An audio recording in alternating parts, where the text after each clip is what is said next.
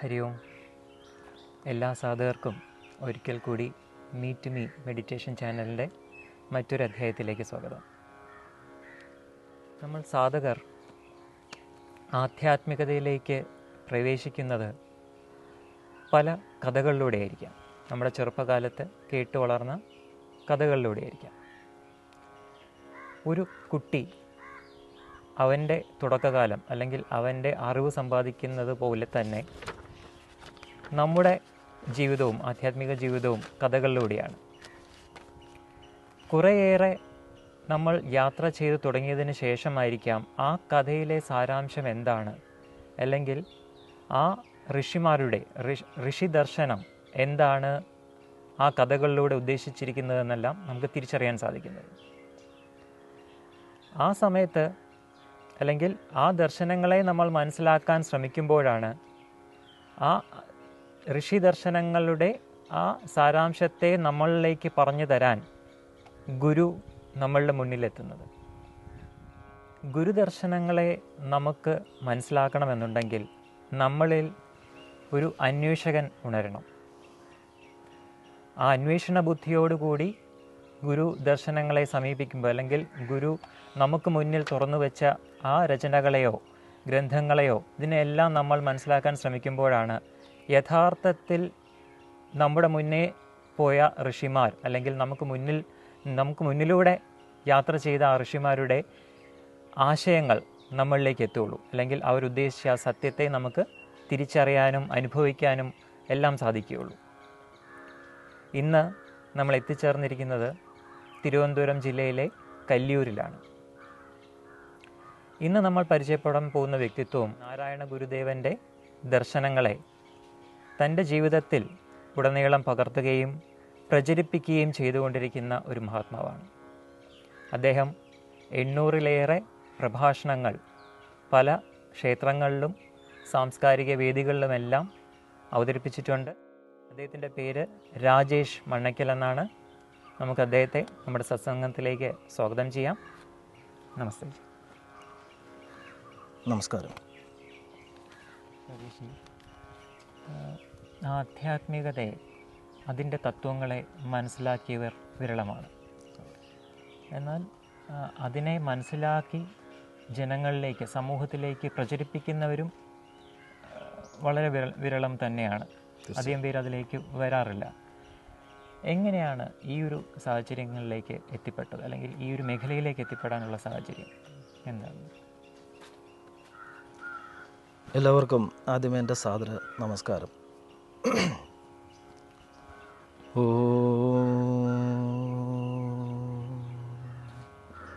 ഗുരുർബ്രഹ്മ ഗുരുർവിഷ്ണു ഗുരുർദേവോ മഹേശ്വരഃ ഗുരു സാക്ഷാൽ പരബ്രഹ്മ തസ്മൈ ശ്രീ ഗുരുവേ നമഃ. സദാശിവസമാരംഭാം ശങ്കരാചാര്യമധ്യമാം അസ്മദാചാര്യപര്യന്താം വന്ദേ ഗുരുപരമ്പരാ. നമസ്കാരം. ഇപ്പോൾ താങ്കളിവിടെ ഉന്നയിച്ച ചോദ്യം വളരെ പ്രസക്തമായിട്ടുള്ള ഒന്നാണ്. പൊതുവെ നമ്മൾ വിലയിരുത്തുന്നത് ആധ്യാത്മികത എന്ന് പറഞ്ഞാൽ അത് ഒരു ഫിസിക്സിലെ അല്ലെങ്കിൽ കണക്കിലെയൊക്കെ വളരെ ബുദ്ധിമുട്ടേറിയ ഇക്വേഷൻസ് പോലെയാണ് നമ്മൾ മനസ്സിലാക്കിയിരിക്കുന്നത്. അതിലേക്ക് പ്രവേശിക്കാനും അതിൻ്റെ വിഷയങ്ങളെ ഒരാൾക്ക് ലളിതമായി മനസ്സിലാക്കാനും ബുദ്ധിമുട്ടാണ് എന്ന് പൊതുസമൂഹത്തിനൊരു ധാരണയുണ്ട്. പക്ഷേ അത് തെറ്റ് എന്ന് നമുക്ക് പറയാനും കഴിയും. കാരണം ഞാൻ തന്നെ ഏകദേശം, ഞാൻ പറഞ്ഞില്ല, ഒരു 800-ലധികം വേദികളിൽ ഞാൻ പ്രഭാഷണം നടത്തിയിട്ടുണ്ട്. അപ്പം ക്ഷേത്രവുമായി ബന്ധപ്പെട്ടാണ് പ്രഭാഷണമെങ്കിൽ ക്ഷേത്രവുമായി ബന്ധപ്പെട്ട വിഷയങ്ങളായിരിക്കും. എന്താണ് ക്ഷേത്രമെന്നും ക്ഷേത്രത്തിലെ ആചാര അനുഷ്ഠാനങ്ങളെക്കുറിച്ചും ക്ഷേത്രത്തിലെ ചടങ്ങുകളെക്കുറിച്ചും അതിലുള്ള വ്യത്യാസത്തെക്കുറിച്ചും അതിൻ്റെ ശാസ്ത്രീയതയെക്കുറിച്ചും ഒക്കെയാണ് ഞാൻ എൻ്റെ പ്രഭാഷണങ്ങളിൽ പ്രധാനമായും ഉന്നയിക്കാറുള്ളത്. ഭഗവത്ഗീത എടുക്കാറുണ്ട്. അപ്പോൾ ഭഗവത്ഗീതയും നമ്മൾ അവതരിപ്പിക്കുമ്പോൾ ഒരു സാധാരണക്കാരന് ലളിതമായി അയാളുടെ മനസ്സിലേക്ക് അത് ചെല്ലണം. എങ്കിൽ മാത്രമേ എന്താണ് ആ വിഷയം കൊണ്ട് നമ്മൾ അർത്ഥമാക്കുന്നു എന്നത് അയാൾക്കും ഗ്രഹിക്കാൻ സാധിക്കുകയുള്ളൂ. ഇവിടെ സാധാരണഗതിയിൽ സംഭവിക്കുന്നതാണ്, ഇപ്പോൾ ഞാൻ നടത്തിയിട്ടുള്ള പ്രഭാഷണങ്ങൾ തന്നെ വളരെ 30% പ്രഭാഷണങ്ങൾ മാത്രമേ സാമാന്യം ഒരു ജനക്കൂട്ടമെങ്കിലും ഉണ്ടായിരുന്നിട്ടുള്ളൂ. 70% വളരെ ആൾക്കാരുടെ സാന്നിധ്യം വളരെ കുറവായിരിക്കുന്നത്. കാരണം അവർക്ക് അങ്ങനെ തന്നെ മനസ്സിലൊരു ബോധ്യം അവരാദ്യമേ തന്നെ വരുത്തി വെച്ചിട്ടുണ്ട്. ആധ്യാത്മികത എന്ന് പറഞ്ഞാൽ അത് വളരെ ബുദ്ധിമുട്ടുള്ള വിഷയമാണ്, മനസ്സിലാക്കാൻ ബുദ്ധിമുട്ടാണ്. ഇപ്പോൾ ഇതേ അമ്പലത്തിൽ തന്നെ ഒരു സിനിമാറ്റിക് ഡാൻസോ അല്ലെങ്കിൽ മറ്റെന്തെങ്കിലും പരിപാടിയോ ആണ് വയ്ക്കുന്നതെങ്കിൽ ഗ്രഹിക്കാൻ എളുപ്പമുള്ളത് കൊണ്ട് ഒരാളെ സംബന്ധിച്ച് അത് പ്രശ്നമില്ല, അയാളത് ആസ്വദിക്കും. അപ്പോൾ എൻ്റെ കൺസെപ്റ്റ് എന്ന് പറയുന്നത് ഇത്തരം വിഷയങ്ങളെ വളരെ ലളിതമായി അവതരിപ്പിക്കുന്നതിലൂടെ സാധാരണക്കാരിലും കടന്നെത്താം എന്നുള്ളതാണ്. വളരെ ദൗർഭാഗ്യകരമാണെന്ന് പറയാം, നമ്മുടെ ഈ ആധ്യാത്മിക മണ്ഡലത്തിൽ നിൽക്കുന്ന നിരവധി പേരും എത്രമാത്രം കഠിനമാക്കാമോ ആ രീതിയിലാണ് വിഷയത്തെ സമീപിക്കുന്നത്. അതൊരു പോരായ്മ തന്നെയാണ്. ഇതിൻ്റെ ഒരു മാറ്റം വന്നു കഴിഞ്ഞാൽ, നമ്മളിപ്പോൾ ഒരു പാട്ട് നമ്മളത് മനസ്സിലാക്കണം എന്ന ആഗ്രഹത്തോടെ അല്ല അത് കേൾക്കുന്നത്, പക്ഷേ പാട്ടിനോടുള്ള ഇഷ്ടം കാരണം നമ്മളത് കാണാതെ പഠിക്കും. ഇതേ രീതി ആധ്യാത്മികതയിലും വരണം എന്നുള്ളതാണ്. അപ്പോൾ അതിനു വേണ്ടിയിട്ടുള്ള ശ്രമമാണ് എൻ്റെ ഭാഗത്തു നിന്നുണ്ടാകുന്നത്. ആ രീതിയിലാണ് ഞാൻ എല്ലാ വിഷയവും സമീപിക്കാറുമുള്ളത്.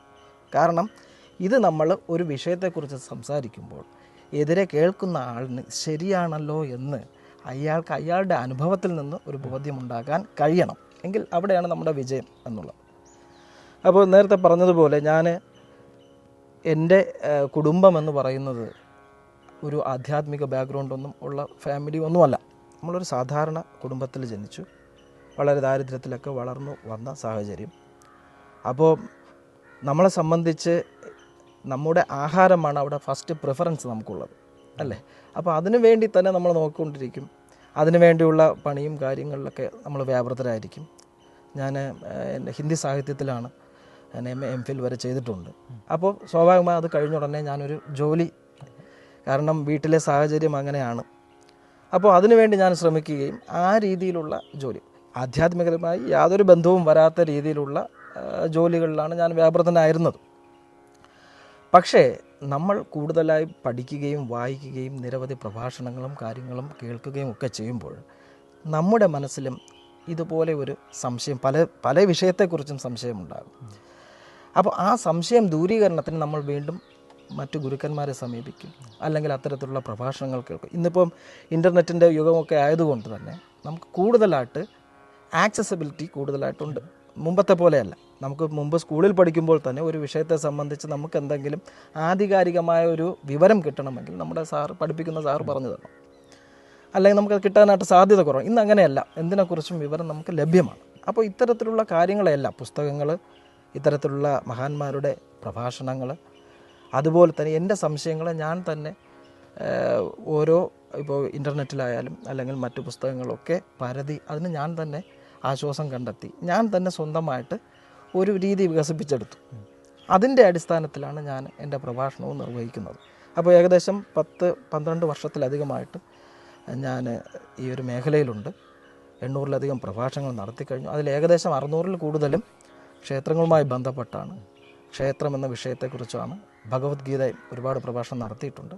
പിന്നെ ഗുരുദേവനെക്കുറിച്ചും ഉള്ള പ്രഭാഷണങ്ങൾ നടത്തിയിട്ടുണ്ട്. അപ്പോൾ ഇത് എൻ്റെ സാമൂഹിക ചുറ്റുപാട് ഇങ്ങനെയുള്ളതാണ്. തികച്ചും ആധ്യാത്മിക പാരമ്പര്യം അവകാശപ്പെടാനില്ലാത്ത ഒരു കുടുംബത്തിൽ നിന്ന് വന്നിട്ട് ഈ രീതിയിൽ മുന്നോട്ട് നീങ്ങുന്നു. അപ്പോൾ ഇതാണ് ആധ്യാത്മികയെക്കുറിച്ച് എനിക്കുള്ള അറിവ്. ഈ പ്രഭാഷണ കലയിൽ അങ്ങ് ഗുരുതുല്യമായിട്ട് കാണുന്ന ആരെങ്കിലും ഉണ്ടെങ്കിൽ അവരെക്കുറിച്ചൊന്ന് പറയാമോ? തീർച്ചയായും. ഞാൻ നേരത്തെ പറഞ്ഞതുപോലെ തന്നെ ആധ്യാത്മികമായ അറിവ് ലഭിക്കണം എന്നുള്ള ബോധ്യത്തോടു കൂടി ഞാൻ സമീപിച്ചിട്ടുള്ള അല്ലെങ്കിൽ ഞാൻ കേട്ടിട്ടുള്ള പ്രഭാഷണങ്ങളിൽ ഗോപാലകൃഷ്ണ സാറിൻ്റെ, ഞാൻ രാജധാനി ഓഡിറ്റോറിയത്തിൽ വച്ച് വർഷങ്ങൾക്ക് മുമ്പ് ഒരു 15-18 വർഷങ്ങളാകും എന്ന് തോന്നുന്നു, അദ്ദേഹത്തിൻ്റെ ഒരു പ്രഭാഷണം, ഭഗവത്ഗീതയെ അടിസ്ഥാനമാക്കിയ ഒരു പ്രഭാഷണം, ഒരു 2 മണിക്കൂറുള്ള ഒരു പ്രഭാഷണം അവിടെ ഉണ്ടായിരുന്നു. സത്യത്തിൽ ഞാൻ ആദ്യമായി പൂർണ്ണമായി ശ്രദ്ധിക്കുന്ന ഒരു പ്രഭാഷണം അതായിരുന്നു. വളരെ മികച്ച രീതിയിൽ അദ്ദേഹം ഒരു 10 പോയിൻ്റ് ഭഗവത്ഗീതയിലെ ഒരു 10 പോയിൻ്റ് അടിസ്ഥാനപ്പെടുത്തി ആണ് ആ പ്രഭാഷണം നടത്തിയത്. വളരെ നല്ല രീതിയിൽ എന്നെ സ്വാധീനിച്ചൊരു പ്രഭാഷണമാണത്. അതുകൊണ്ട് ഞാൻ എൻ്റെ മാനസ ഗുരുവായി അദ്ദേഹത്തെയാണ് കരുതുന്നത്. നമ്മൾ നേരത്തെ ഗുരുക്കന്മാരുടെ ആ സംഭാവനയെക്കുറിച്ച് പറഞ്ഞു. അതെ. ഭാരതത്തിൽ ഒട്ടനവധി ഗുരുക്കന്മാർ നമുക്ക് മുന്നേ യാത്ര ചെയ്തിട്ടുണ്ട്, ഇപ്പോഴും യാത്ര ചെയ്തുകൊണ്ടേയിരിക്കുന്നു, നമ്മുടെ മുന്നിലുണ്ട് ഇപ്പോൾ. അവരെല്ലാവരും സത്യദർശികൾ തന്നെയാണ്. ഒട്ടനവധി രചനകൾ, ഗ്രന്ഥങ്ങൾ, അവരുടെ അറിവുകൾ അവരിത്രയും കുറേ വർഷങ്ങളോളം തപസ് ചെയ്ത് അല്ലെങ്കിൽ ഇതിനു വേണ്ടി ഒരു അന്വേഷണ ബുദ്ധിയോടെ സഞ്ചരിച്ച് കിട്ടിയ അറിവുകളാണിതെല്ലാം. തീർച്ചയായും നമുക്ക് മുന്നിൽ പകർന്നു തന്നിട്ടുണ്ട്. എന്നാൽ ഇപ്പോൾ കണ്ടുവരുന്ന പലരും ആ സത്യദർശികളെ തിരിച്ചറിയുന്നില്ല, അല്ലെങ്കിൽ അവരുടെ കൃതികളെയോ അവർ നമുക്ക് മുന്നിൽ സംഭാവന ചെയ്തതിനെ ഒന്നും കൂടുതൽ മനസ്സിലാക്കാൻ നമ്മൾ ശ്രമിച്ചിട്ടില്ല. അതായിരിക്കും സത്യം. എന്നാൽ പ്രഭാഷകർ അല്ലെങ്കിൽ ആ സത്യദർശികളെ, അവരുടെ രചനകളെ അല്ലെങ്കിൽ അവരുടെ ആശയങ്ങളെ പ്രചരിപ്പിക്കുന്ന അങ്ങേപോലുള്ള പ്രഭാഷകർ എന്ന് പറയുന്നത് ആ ഗുരുക്കന്മാരെയും സാധാരണ ജനങ്ങളെയും കണക്ട് ചെയ്യുന്ന ഒരു വ്യക്തിത്വങ്ങളാണ്, മഹത്തുക്കളാണ്. അപ്പോൾ അങ്ങനെ നോക്കുകയാണെങ്കിൽ നമ്മുടെ ശ്രീനാരായണ ഗുരുദേവനെ അങ്ങ് ഏത് രീതിയിലാണ് മനസ്സിലാക്കിയിരിക്കുന്നത്?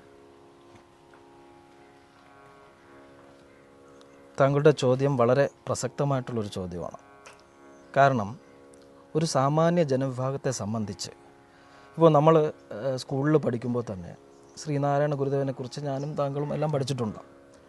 പക്ഷേ നമുക്കവിടെ കിട്ടുന്ന വിവരം അദ്ദേഹം കേരളത്തിലെ ഒരു സാമൂഹ്യ പരിഷ്കർത്താവായിരുന്നു, അദ്ദേഹം നവോത്ഥാന നായകനായിരുന്നു, അദ്ദേഹം വിപ്ലവ നായകനായിരുന്നു. ഈ രീതിയിലുള്ള ഒരു ഇമേജാണ് നമുക്ക് ലഭിക്കുന്നത്. അതിനുള്ളിലായി എന്താണ് അദ്ദേഹം ചെയ്തിരുന്ന യഥാർത്ഥ പങ്ക്, കേരളീയ സമൂഹത്തിന് അല്ലെങ്കിൽ ഭാരതീയ സമൂഹത്തിന് അദ്ദേഹം നിർവഹിച്ച അതിൻ്റെ വികസനത്തിന് അല്ലെങ്കിൽ അതിൻ്റെ നേട്ടത്തിന്, ഇന്ന് നാം കാണുന്ന രീതിയിൽ സമൂഹത്തെ പാകപ്പെടുത്തിയെടുക്കാൻ അദ്ദേഹം വഹിച്ച പങ്ക് എന്താണ് എന്നതിനെക്കുറിച്ച് നമ്മളാരും കലുങ്കുഷമായി ചിന്തിച്ചിട്ടില്ല, അല്ലെങ്കിൽ ആ രീതിയിലേക്ക് പോയിട്ടില്ല. അപ്പോൾ ഒരു വിദ്യാർത്ഥി എന്ന നിലയിൽ നമ്മൾ കുറച്ച് പഠിക്കുന്നു, കുറച്ച് സാമൂഹ്യ പരിഷ്കർത്താക്കളെ, ചട്ടമ്പി സ്വാമികളെ പഠിക്കുന്നു, നാരായണ ഗുരുദേവനെ പഠിക്കുന്നു, അയ്യാ വൈകുണ്ഠസ്വാമിയെ പഠിക്കുന്നു, ഇങ്ങനെ നിരവധി, വിവേകാനന്ദനെ പഠിക്കുന്നു, ഇങ്ങനെ കുറേ സാമൂഹ്യ പരിഷ്കർത്താക്കൾ എന്നുള്ള രീതിയിൽ നമ്മൾ പഠിക്കുന്നുണ്ട്. പക്ഷേ യഥാർത്ഥത്തിൽ അവർ എന്താണ് ചെയ്തത് എന്ന് അതിലേക്ക് നമ്മൾ ആ ഒരു സാഗരത്തിലേക്ക് നമ്മൾ ഊളിയിട്ട് ഇറങ്ങുമ്പോൾ മാത്രമാണ് നമുക്ക് വ്യക്തമായി മനസ്സിലാക്കാൻ സാധിക്കും. ഇപ്പോൾ നാരായണ ഗുരുദേവനെക്കുറിച്ച് പറയുമ്പോൾ ഈ നേരത്തെ പറഞ്ഞ വിശേഷണങ്ങളെല്ലാം ഉള്ളപ്പോൾ തന്നെ അദ്ദേഹം ജീവിച്ച കാലഘട്ടം വളരെ പ്രസക്തമാണ്. 1800-കൾ എന്ന് പറയുന്ന 18-ാം നൂറ്റാണ്ട് ഇന്ന് നമ്മൾ കാണുന്നത് പോലെയല്ല. അന്നത്തെ കേരളീയ സമൂഹവും ഭാരതീയ സമൂഹവും ജാതീയമായി അത്രമാത്രം വിഘടിക്കപ്പെട്ട് നിന്നിരുന്ന ഒരു അവസ്ഥയാണ് സമൂഹത്തിലുണ്ടായിരുന്നത്. മനുഷ്യനെ ജാതിയുടെ അടിസ്ഥാനത്തിൽ ഉച്ചനീചത്വങ്ങളിലേക്ക് അല്ലെങ്കിൽ അസമത്വങ്ങളിലേക്ക് തള്ളിയിടുന്ന വളരെ ഇന്ന് നമുക്ക് ചിന്തിക്കാൻ പോലും ആകാത്ത രീതിയിലുള്ള സാഹചര്യങ്ങളാണ് അന്ന് നിലനിന്നിരുന്നത്. പ്രധാനമായും ഗുരുദേവനെക്കുറിച്ച് പറയുമ്പോൾ അന്നത്തെ സാമൂഹ്യ സാഹചര്യം കൂടി നമ്മൾ മനസ്സിലാക്കേണ്ടതുണ്ട്. ഒന്നാമതായി അദ്ദേഹം ജനിക്കുന്ന സമയത്ത് അല്ലെങ്കിൽ ആ കാലഘട്ടത്തിൽ ജാതീയമായിട്ടുള്ള ഈ ഒരു സെപ്പറേഷൻ എന്ന് പറയുന്നത്, അതായത് ബ്രാഹ്മണർ, ക്ഷത്രിയർ മുതൽ നായർ വരെ വരുന്നവരെ സവർണർ എന്നാണ് അറിയപ്പെടുന്നത്. ഈ ജാതിയെ ശരിക്കും നിലവിലില്ല, നമ്മളത് വിഷയത്തിലേക്ക് വരുമ്പോൾ അതിലേക്ക് എത്താം. ഞാൻ ആ സാമൂഹ്യ സാഹചര്യം ഒന്ന് ബോധ്യപ്പെടുത്തുന്നതിന് വേണ്ടി പറയുന്നതാണ്. അപ്പോൾ ബ്രാഹ്മണർ മുതൽ നായർ വരെ വരുന്ന സവർണർ എന്നറിയപ്പെടുന്ന ഒരു സമൂഹം. ഇനി ഇത് അവർണർ എന്ന് പറയുന്ന മറ്റൊരു സമൂഹം, ഈഴവർ മുതൽ നായാടി വരെ, പറയർ അതുവരെ നായാടി വരെ വരുന്ന ഒരു സമൂഹം, അവർ അവർണറാണ്. ഇതിൽ രണ്ടിലും പെടാത്തൊരു സമൂഹം ഉണ്ടായിരുന്നു. അതായത് ഗണകർ, കമ്മാളർ എന്നൊക്കെ പറയുന്ന ഡിവിഷനുണ്ട്. അവർ സവർണരുമല്ല അവർണരുമല്ല, അത് രണ്ടിനും ഇടയിൽ വരുന്നു. അപ്പോൾ ഈ 3 രീതിയിൽ ഒരു ഡിവിഷൻ ഉണ്ടായിരുന്നു. ഇന്ന് നമ്മൾ കാണുന്നത് പോലെയല്ല.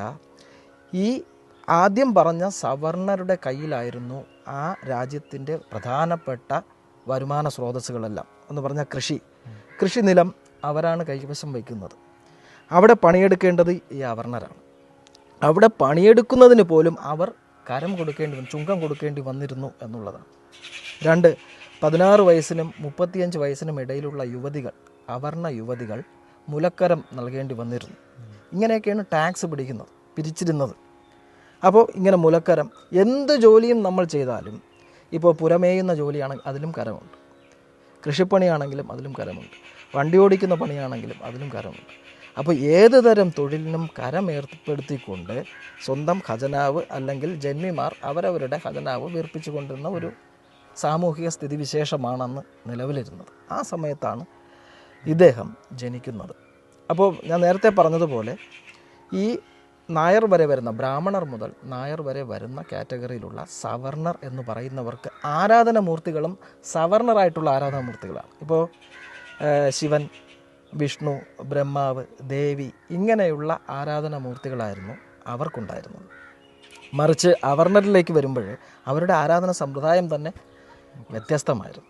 അപ്പോൾ അവർക്കുള്ള ആരാധനാമൂർത്തികളെന്ന് പറയുന്നത് കാളി, ചാത്തൻ, മറുത ഇങ്ങനെയുള്ള അവർണറായിട്ട് ദൈവങ്ങളിൽ പോലും ആ ഒരു ക്ലാസിഫിക്കേഷൻ അന്ന് നിലനിന്നിരുന്നു എന്നുള്ളതാണ് വളരെ സങ്കടകരമായ അവസ്ഥ.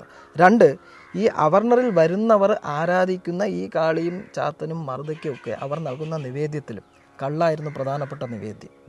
പിന്നെ മൃഗബലി കോമൺ ആയിരുന്നു. മൃഗങ്ങളുടെ മാംസം ഇവർ ഭക്ഷിക്കും, രക്തം പാനം ചെയ്യും. ഇത് ദൈവത്തിന് നിവേദിച്ചതിന് ശേഷം ഇങ്ങനെയൊക്കെ, അതായത് 2 കൂട്ടരും സവർണർ അവർണം എന്നുള്ള ആ ഡിവിഷനും വളരെയധികം വ്യാപകമായിരുന്നു. ഇതിൽ വേറൊരു കാര്യം കൂടെ ഉണ്ട്, വളരെ ശ്രദ്ധിക്കേണ്ടത്, വളരെ ഇൻട്രസ്റ്റിംഗ് ആയിട്ടുള്ള ഒരു ഫാക്ടർ കൂടെ ഉണ്ട്. ഒരു അവർണൻ മതം മാറിക്കഴിഞ്ഞാൽ, അതായത് അയാൾ ഒരു ക്രിസ്ത്യാനിയായി, ഇപ്പോൾ കൊച്ചപ്പി എന്ന് പേരുള്ള ഒരാൾ ലാസർ എന്ന് പേര് ചോദിച്ച് ക്രിസ്ത്യാനിയായി കഴിഞ്ഞാൽ അയാൾക്ക് ഈ അൺടച്ചബിലിറ്റി അങ്ങ് മാറും. അയാളെ സവർണർക്ക് തുല്യം കഴിയും. അയാൾക്ക് റോഡ് വഴി നടക്കാം, ക്ഷേത്രത്തിൻ്റെ നടപ്പാത ഉപയോഗിക്കാം, പ്രശ്നമില്ല. അയാൾ അവർണനായി ഹിന്ദു സമൂഹത്തിൽ തുടരുമ്പോൾ മാത്രം അൺടച്ചബിലിറ്റിയും, അയാൾ മതം മാറിക്കഴിഞ്ഞാൽ ഒരു ഹൈദറായി കഴിഞ്ഞാലും ഈ പ്രശ്നമില്ല. ഒരു മുസ്ലിം ആയാലും പ്രശ്നമില്ല, ക്രിസ്ത്യാനി ആയാലും പ്രശ്നമില്ല. ഹിന്ദുവിൽ തുടരുമ്പോഴാണ് ഈ പ്രശ്നമുള്ളത്. അപ്പോൾ ഏത് രീതിയിലും ജനങ്ങളെ ചൂഷണം ചെയ്യുന്ന ആ രീതിയിലുള്ള ഒരു വ്യവസ്ഥ അന്ന് നിലനിന്നിരുന്നു. അവിടെയാണ് ശ്രീനാരായണ ഗുരുദേവൻ പിറന്നു വീഴുന്നത്. അദ്ദേഹത്തിൻ്റെ കുടുംബം ഒരു സാമാന്യം നല്ല രീതിയിൽ ഉള്ള ഒരു കുടുംബമായിരുന്നു. അത് ചെമ്പഴന്തിയിൽ അദ്ദേഹം ജനിച്ചത്. മാടനാശാനം എന്ന അദ്ദേഹത്തിൻ്റെ അച്ഛൻ്റെ പേര്. അപ്പോൾ ഇദ്ദേഹം കുഞ്ഞായിരുന്നപ്പോൾ തന്നെ ഈ അൺടച്ചബിലിറ്റി ഇത് ശരിയല്ലാത്തൊരു സിസ്റ്റമാണ് എന്ന്, അദ്ദേഹം 4-5 വയസ്സേ ഉള്ളൂ. അദ്ദേഹത്തിൻ്റെ ജീവചരിത്രം നോക്കിയാൽ നമുക്കറിയാം. ആ സമയത്ത് അശുദ്ധി ആചരണം അദ്ദേഹത്തിൻ്റെ ജീവിതവ്രതം പോലെ എടുത്തിരുന്നു. അതായത് അശുദ്ധി ആചരണം എന്ന് പറഞ്ഞാൽ ഇപ്പോൾ പറയുന്നത്, ഇപ്പം നായരും ഈഴവനും തമ്മിൽ 50 അടി അകലം പാലിക്കണം, ഈഴവനും പറയനും തമ്മിൽ 100 അടി അകലം പാലിക്കണം. ഇങ്ങനെയൊക്കെ ഒരു സിസ്റ്റമായിരുന്നു. ഇദ്ദേഹം മനഃപൂർവ്വം, ഇപ്പോൾ പറയനോ പുലയനോ ആണ് അവിടെ പോകുന്നതെങ്കിൽ ഇത് ഓതിപ്പോയി ഇദ്ദേഹത്തെ കെട്ടിപ്പിടിക്കും, അല്ലെങ്കിൽ തൊടും, അല്ലെങ്കിൽ അവരുടെ വീട്ടിൽ പോയി ഭക്ഷണം കഴിക്കും. എന്നിട്ട് കുളിക്കാതെയും നേരെ ഓടി വന്ന് സ്വന്തം ഭവനത്തിലുള്ള മറ്റുള്ളവരെ തൊടുകയും, ബോധപൂർവം തൊടുകയും അവരെ അശുദ്ധപ്പെടുത്തിയെന്ന് ഇദ്ദേഹം തന്നെ പറയുകയും ചെയ്തിരുന്നു. അതായത് അശുദ്ധി ആചരിച്ചു കൊണ്ട് കുഞ്ഞായിരിക്കുമ്പോൾ തന്നെ തനിക്ക് മനുഷ്യനെ ഇങ്ങനെ ഡിവൈഡ് ചെയ്യുന്നത് ശരിയല്ല എന്ന ബോധ്യം അദ്ദേഹത്തിനുണ്ടായിരുന്നു. അതുകൊണ്ടാണ് ഞാൻ അവരെ തൊട്ടതുകൊണ്ടോ അവരോടൊപ്പം ഭക്ഷണം കഴിച്ചതുകൊണ്ടോ പ്രത്യേകിച്ചൊന്നും വരാനില്ല എന്ന ബോധ്യം മുതിർന്നവരിൽ ഉണ്ടാക്കുന്നതിൽ അദ്ദേഹം കുഞ്ഞായിരുന്നപ്പോഴേ ശ്രമിച്ചിരുന്നു എന്നുള്ളതാണ്. അപ്പോൾ ഇതുപോലെ അശുദ്ധി ആചരണം അദ്ദേഹം ചെയ്തിരുന്നു. അദ്ദേഹത്തിൻ്റെ ഭവനത്തിൽ തന്നെ പൂജാതി കർമ്മങ്ങൾക്ക് വാങ്ങുന്ന സാധനങ്ങൾ ദൈവത്തിന് നിവേദിക്കുന്നതിന് മുമ്പേ ഇദ്ദേഹം എടുത്ത് കഴിച്ചിരുന്നു. അപ്പോൾ ഇതിനെ ചോദ്യം ചെയ്യുന്ന മുതിർന്നവർ ചോദ്യം ചെയ്യുമ്പോൾ അദ്ദേഹം പറഞ്ഞിരുന്നത്, ഞാൻ കഴിച്ചാൽ ദൈവം സന്തോഷിക്കും, കുഞ്ഞായ ഞാൻ കഴിച്ചാൽ ദൈവം സന്തോഷിക്കുമെന്നാണ് അദ്ദേഹം പറഞ്ഞിരുന്നത്. അപ്പോൾ ഈ രീതിയിൽ അശുദ്ധി ആചരണം നടത്തിക്കൊണ്ട് മനുഷ്യരുടെ ഇടയിൽ ഇങ്ങനെ ഒരു ഡിവിഷനേ ഇല്ല, അതിൻ്റെ ആവശ്യമില്ല എന്ന് കുഞ്ഞുകാലത്തിലെ അദ്ദേഹം ബോധ്യപ്പെടുത്തിയിരുന്നു എന്നുള്ളതാണ്. അപ്പോൾ അതിനുശേഷം അദ്ദേഹം വളർന്ന് 21 വയസ്സിൽ സംസ്കൃത പഠനം ഒക്കെ പൂർത്തിയാക്കി അദ്ദേഹം മരുത്താമലയിൽ പോയിട്ടാണ് അദ്ദേഹത്തിന് അവധൂതനായി അദ്ദേഹം പലയിടത്തും അലഞ്ഞു, മരുത്താമലയിലും പോയിരുന്നു എന്നൊക്കെ നമ്മൾ പഠിച്ചിട്ടുണ്ട്. അതിനുശേഷമാണ് എനിക്ക് തോന്നുന്നത് കേരളീയ സമൂഹത്തിൽ മാത്രമല്ല ഇന്ത്യയുടെ ചരിത്രത്തിലെ തന്നെ ഏറ്റവും വലിയ വിപ്ലവകരമായ മാറ്റം സംഭവിക്കുന്നത് 1888-ലാണ്. അന്നാണ് അരുവിപ്പുറം പ്രതിഷ്ഠ, ശിവരാത്രി ദിവസം അരുവിപ്പുറം പ്രതിഷ്ഠ ഗുരുദേവൻ നടത്തുന്നത്. ഈ അരുവിപ്പുറം പ്രതിഷ്ഠയിൽ ഇപ്പോൾ നമ്മളും സ്കൂളിൽ പഠിക്കുമ്പോൾ പറയുന്നത് 1936 നവംബർ 12 ക്ഷേത്രപ്രവേശന വിളംബരം അതാണ് ഐതിഹാസികമായ ഒരു ചുവടുവയ്പ് എന്ന് പറയും. അതായത് അവർണർക്കും ക്ഷേത്രങ്ങളിൽ പ്രവേശനം അനുവദിച്ചുകൊണ്ട് 1936 അന്നത്തെ ചിത്തിര തിരുനാൾ മഹാരാജാവ് പുറപ്പെടുവിച്ച ക്ഷേത്രപ്രവേശന വിളംബരമാണ് ഐതിഹാസികമായ ഒരു ഏട്. അതുവരെ 2 ഡിവിഷനായി നിന്ന ആൾക്കാരെ ഒരു മതത്തിൻ്റെ കീഴിൽ ഏകീകരിക്കുന്നതിന് വേണ്ടിയിട്ട് അദ്ദേഹം ചെയ്ത പ്രവൃത്തി എന്നുള്ള രീതിയിലാണ് അത് ചരിത്രത്തിൽ രേഖപ്പെടുത്തിയിട്ടുള്ളത്. പക്ഷേ എന്നെ സംബന്ധിച്ച് ഞാൻ പറയുകയാണെങ്കിൽ അതിനും വളരെ 48 വർഷങ്ങൾക്ക് മുമ്പാണ് 1888 ഗുരുദേവൻ അരുവിപ്പുറത്ത് ശിവപ്രതിഷ്ഠ നടത്തുന്നത്. അപ്പോൾ അന്നത്തെ സാഹചര്യം കൂടെ നമ്മൾ ആലോചിക്കണം. ഒരു രാജാവിനെ സംബന്ധിച്ച് രാജാവിന് ഒരുപാട് അധികാരങ്ങളുണ്ട്. രാജാവിന് അധികാരം അദ്ദേഹത്തിൽ നിക്ഷിപ്തമായിരിക്കുന്നു. രാജാവ് ഇറക്കുന്ന ഒരു ഉത്തരവിനെ ധിക്കരിച്ചുകൊണ്ട് മറുപടി പറയാൻ ഒരു ആളും മുന്നോട്ട് വരില്ല. കാരണം നിയമവും അധികാരവും അദ്ദേഹത്തിൻ്റെ പക്കലാണ്. പക്ഷേ ഗുരുദേവനെ സംബന്ധിച്ച് അങ്ങനെയല്ല സാഹചര്യം. രാജാവ് ഈ ഉത്തരവ് ഇറക്കുന്നതിന് 48 വർഷങ്ങൾക്ക് മുമ്പേ ആദ്യമായി അദ്ദേഹം ഈ സവർണ, അതായത് ശിവൻ സവർണ ദൈവം എന്ന രീതിയിൽ ആരാധിക്കപ്പെടുന്നതാണ്. അപ്പോൾ ശിവപ്രതിഷ്ഠ തന്നെ നടത്തിക്കൊണ്ട് ഏകദേശം 1/2 നൂറ്റാണ്ട് മുമ്പേ രാജാവ് ഈ ക്ഷേത്രപ്രവേശന വിളംബരം ഇറക്കുന്നതിനും 1/2 നൂറ്റാണ്ട് മുമ്പ് ഇത്തരത്തിൽ ഒരു ക്ഷേത്രപ്രതിഷ്ഠ നടത്തിയതാണ് എന്നെ സംബന്ധിച്ച് ഈ കേരളത്തിൽ നടന്നിട്ടുള്ള ഏറ്റവും ഐതിഹാസികമായിട്ടുള്ള വിപ്ലവം എന്ന് തന്നെ പറയാം. അപ്പോൾ അന്ന് ഇതേപോലെ ഞാൻ ഇപ്പോൾ പറഞ്ഞതുപോലെ രാജാവിൻ്റെ കൽപ്പനകളെ ആരും ചോദ്യം ചെയ്യില്ല. പക്ഷേ ഒരു ഗുരു അന്ന് ഗുരുവുമായിട്ടില്ല, സാധാരണക്കാരൻ ഒരു അവധൂതൻ ആ കാലഘട്ടത്തിൽ നിന്നു. അതിനുശേഷം അദ്ദേഹം നേരെ വന്ന് ഈ പ്രതിഷ്ഠ നടത്തുകയാണ് ചെയ്യുന്നത്. അപ്പോഴും ആൾക്കാരെ സംഘടിപ്പിക്കാനും ആൾക്കാരുടെ ഉള്ളിൽ സ്വന്തം ഒരു അഭിമാന ബോധം, 3 കാര്യങ്ങളാണ് ഗുരു ശ്രദ്ധിച്ചിരുന്നത് പ്രധാനമായും. ഒരു വ്യക്തിക്ക് അന്നത്തെ സാഹചര്യത്തിൽ ആവശ്യം വേണ്ടത്, ഒന്ന് ആരാധനാ സ്വാതന്ത്ര്യം. ഞാൻ നേരത്തെ പറഞ്ഞതുപോലെ സവർണർക്ക് വേറൊരു ആരാധനാമൂർത്തി, അവർണർക്ക് വേറൊരു ആരാധനാമൂർത്തി, സവർണർക്ക് വേറൊരു സമ്പ്രദായം, അവർണർക്ക് വേറൊരു സമ്പ്രദായം. ഇങ്ങനെ പോകാതെ പൊതുവായി അവർക്ക് ആത്മാഭിമാനം ഉണ്ടാകണമെങ്കിൽ ആരാധനയ്ക്കും ഇതുപോലുള്ള സ്വാതന്ത്ര്യം ഉണ്ടാകണം. അപ്പോൾ ആരാധന സ്വാതന്ത്ര്യം വേണം. അതിന് ഏറ്റവും ആവശ്യം എന്താണ്? ആദ്യം അതിന് ആ സമൂഹത്തിൽ അമ്പലങ്ങൾ കൂടുതലായിട്ട് ഉണ്ടാക്കപ്പെടണം. നോക്കൂ, സാഹചര്യം എങ്ങനെയാണോ അതിനെ വിലയിരുത്തിക്കൊണ്ടാണ് അദ്ദേഹത്തിൻ്റെ പ്രവർത്തനങ്ങൾ. ഒരിക്കലും ഞാൻ ഒരു ഗുരുവാണ്, അല്ലെങ്കിൽ എൻ്റെ ദർശനങ്ങൾ ഇങ്ങനെയാണ്, നിങ്ങളിതൊക്കെ കേൾക്കണം, ഞാൻ കുറേ കൃതികളൊക്കെ പിന്നെയാണ് വരുന്നത്. 1914 അദ്വൈതാശ്രമം 1913 ഗുരു സ്ഥാപിക്കുന്നത്. 14 ഈ കൃതി, ഞാൻ ഇപ്പോൾ പറയാൻ പോകുന്ന ജാതി നിർണയം എന്നുള്ള കൃതി ഇറങ്ങുന്നത് തന്നെ. അപ്പോൾ അദ്ദേഹം ആദ്യം ചെയ്തു, സമൂഹത്തിൽ ഇങ്ങനെ ഒരു ഡിവിഷനുണ്ട്, ഇത് ഒഴിവാക്കാൻ ആദ്യത്തെ ആവശ്യം ആരാധനയ്ക്ക് ഒരു ഇക്വാളിറ്റി, ഒരു സമത്വം വേണം. സവർണൻ ആരാധിക്കുന്ന മൂർത്തിയെ അവർണനും ആരാധിക്കാൻ കഴിയണം. ഇനി സവർണൻ അതിന് സമ്മതിക്കാതിരുന്നാൽ അവർണന് വേണ്ടി ഞാൻ ആ അമ്പലം ഉണ്ടാക്കും. ഇതായിരുന്നു അദ്ദേഹത്തിൻ്റെ കൺസെപ്റ്റ്. അപ്പോൾ അദ്ദേഹം അരുവിപ്പുറത്ത് വന്നു. അരുവിപ്പുറത്ത് 1888 മഹാശിവരാത്രി ദിവസം അദ്ദേഹം തന്നെ അരുവിയിൽ നിന്ന് മുങ്ങിയൊരു കല്ലെടുത്ത് പ്രതിഷ്ഠിച്ചതാണ് അരുവിപ്പുറം ശിവക്ഷേത്രം.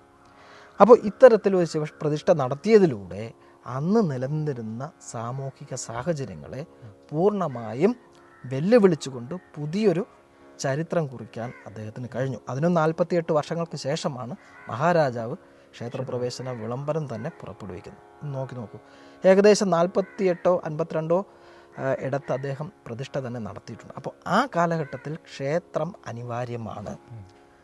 നിരവധി ക്ഷേത്രങ്ങൾ അദ്ദേഹം പ്രതിഷ്ഠ നടത്തി. അവിടെ ഏത് ജാതിക്കാരനും, ഈ പറയുന്ന അവർണറിലെ ഏറ്റവും താഴെയുള്ളവർക്ക് വരെ പ്രവേശനവും അനുവദിച്ചു. ഇത് ആദ്യത്തെ വിപ്ലവകരമായ മാറ്റം കേരളീയ സമൂഹത്തിൽ ഉണ്ടാക്കി. ഒരു അവർണന് തന്നെ അത് ഫീൽ ചെയ്തു, എനിക്കവിടെ പോകാം, എനിക്ക് ശിവനെ ആരാധിക്കാം, എനിക്ക് വിഷ്ണുവിനെ ആരാധിക്കാം. ഈ ഒരു ബോധ്യം അവനിൽ വന്നു. ഞാൻ മറ്റേ ആളെക്കാളും കുറഞ്ഞതല്ല എന്നുള്ളൊരു ബോധ്യം അയാളുടെ മനസ്സിൽ വന്നപ്പോൾ ഈ സാമൂഹിക സാഹചര്യം മാറാൻ തുടങ്ങി. അവർണനും ക്ഷേത്രങ്ങളിൽ പോകാൻ തുടങ്ങി, ക്ഷേത്ര കാര്യങ്ങൾ അന്വേഷിക്കാൻ തുടങ്ങി, സവർണ മൂർത്തികളെ ആരാധിക്കാൻ തുടങ്ങി. അതിനുള്ള ആദ്യത്തെ കല്ലുപാകിയത് ശ്രീനാരായണ ഗുരുദേവൻ അരുവിപ്പുറം പ്രതിഷ്ഠയിലൂടെയാണ്. തുടർന്ന് നിരവധി ക്ഷേത്രങ്ങളിൽ അദ്ദേഹം പ്രതിഷ്ഠയെല്ലാം നടത്തുകയുണ്ടായി. 2 കെട്ടുകല്യാണം എന്ന് പറയുന്ന ഒരു സാമൂഹിക അനാചാരം അക്കാലത്ത് നിലനിന്നിരുന്നു.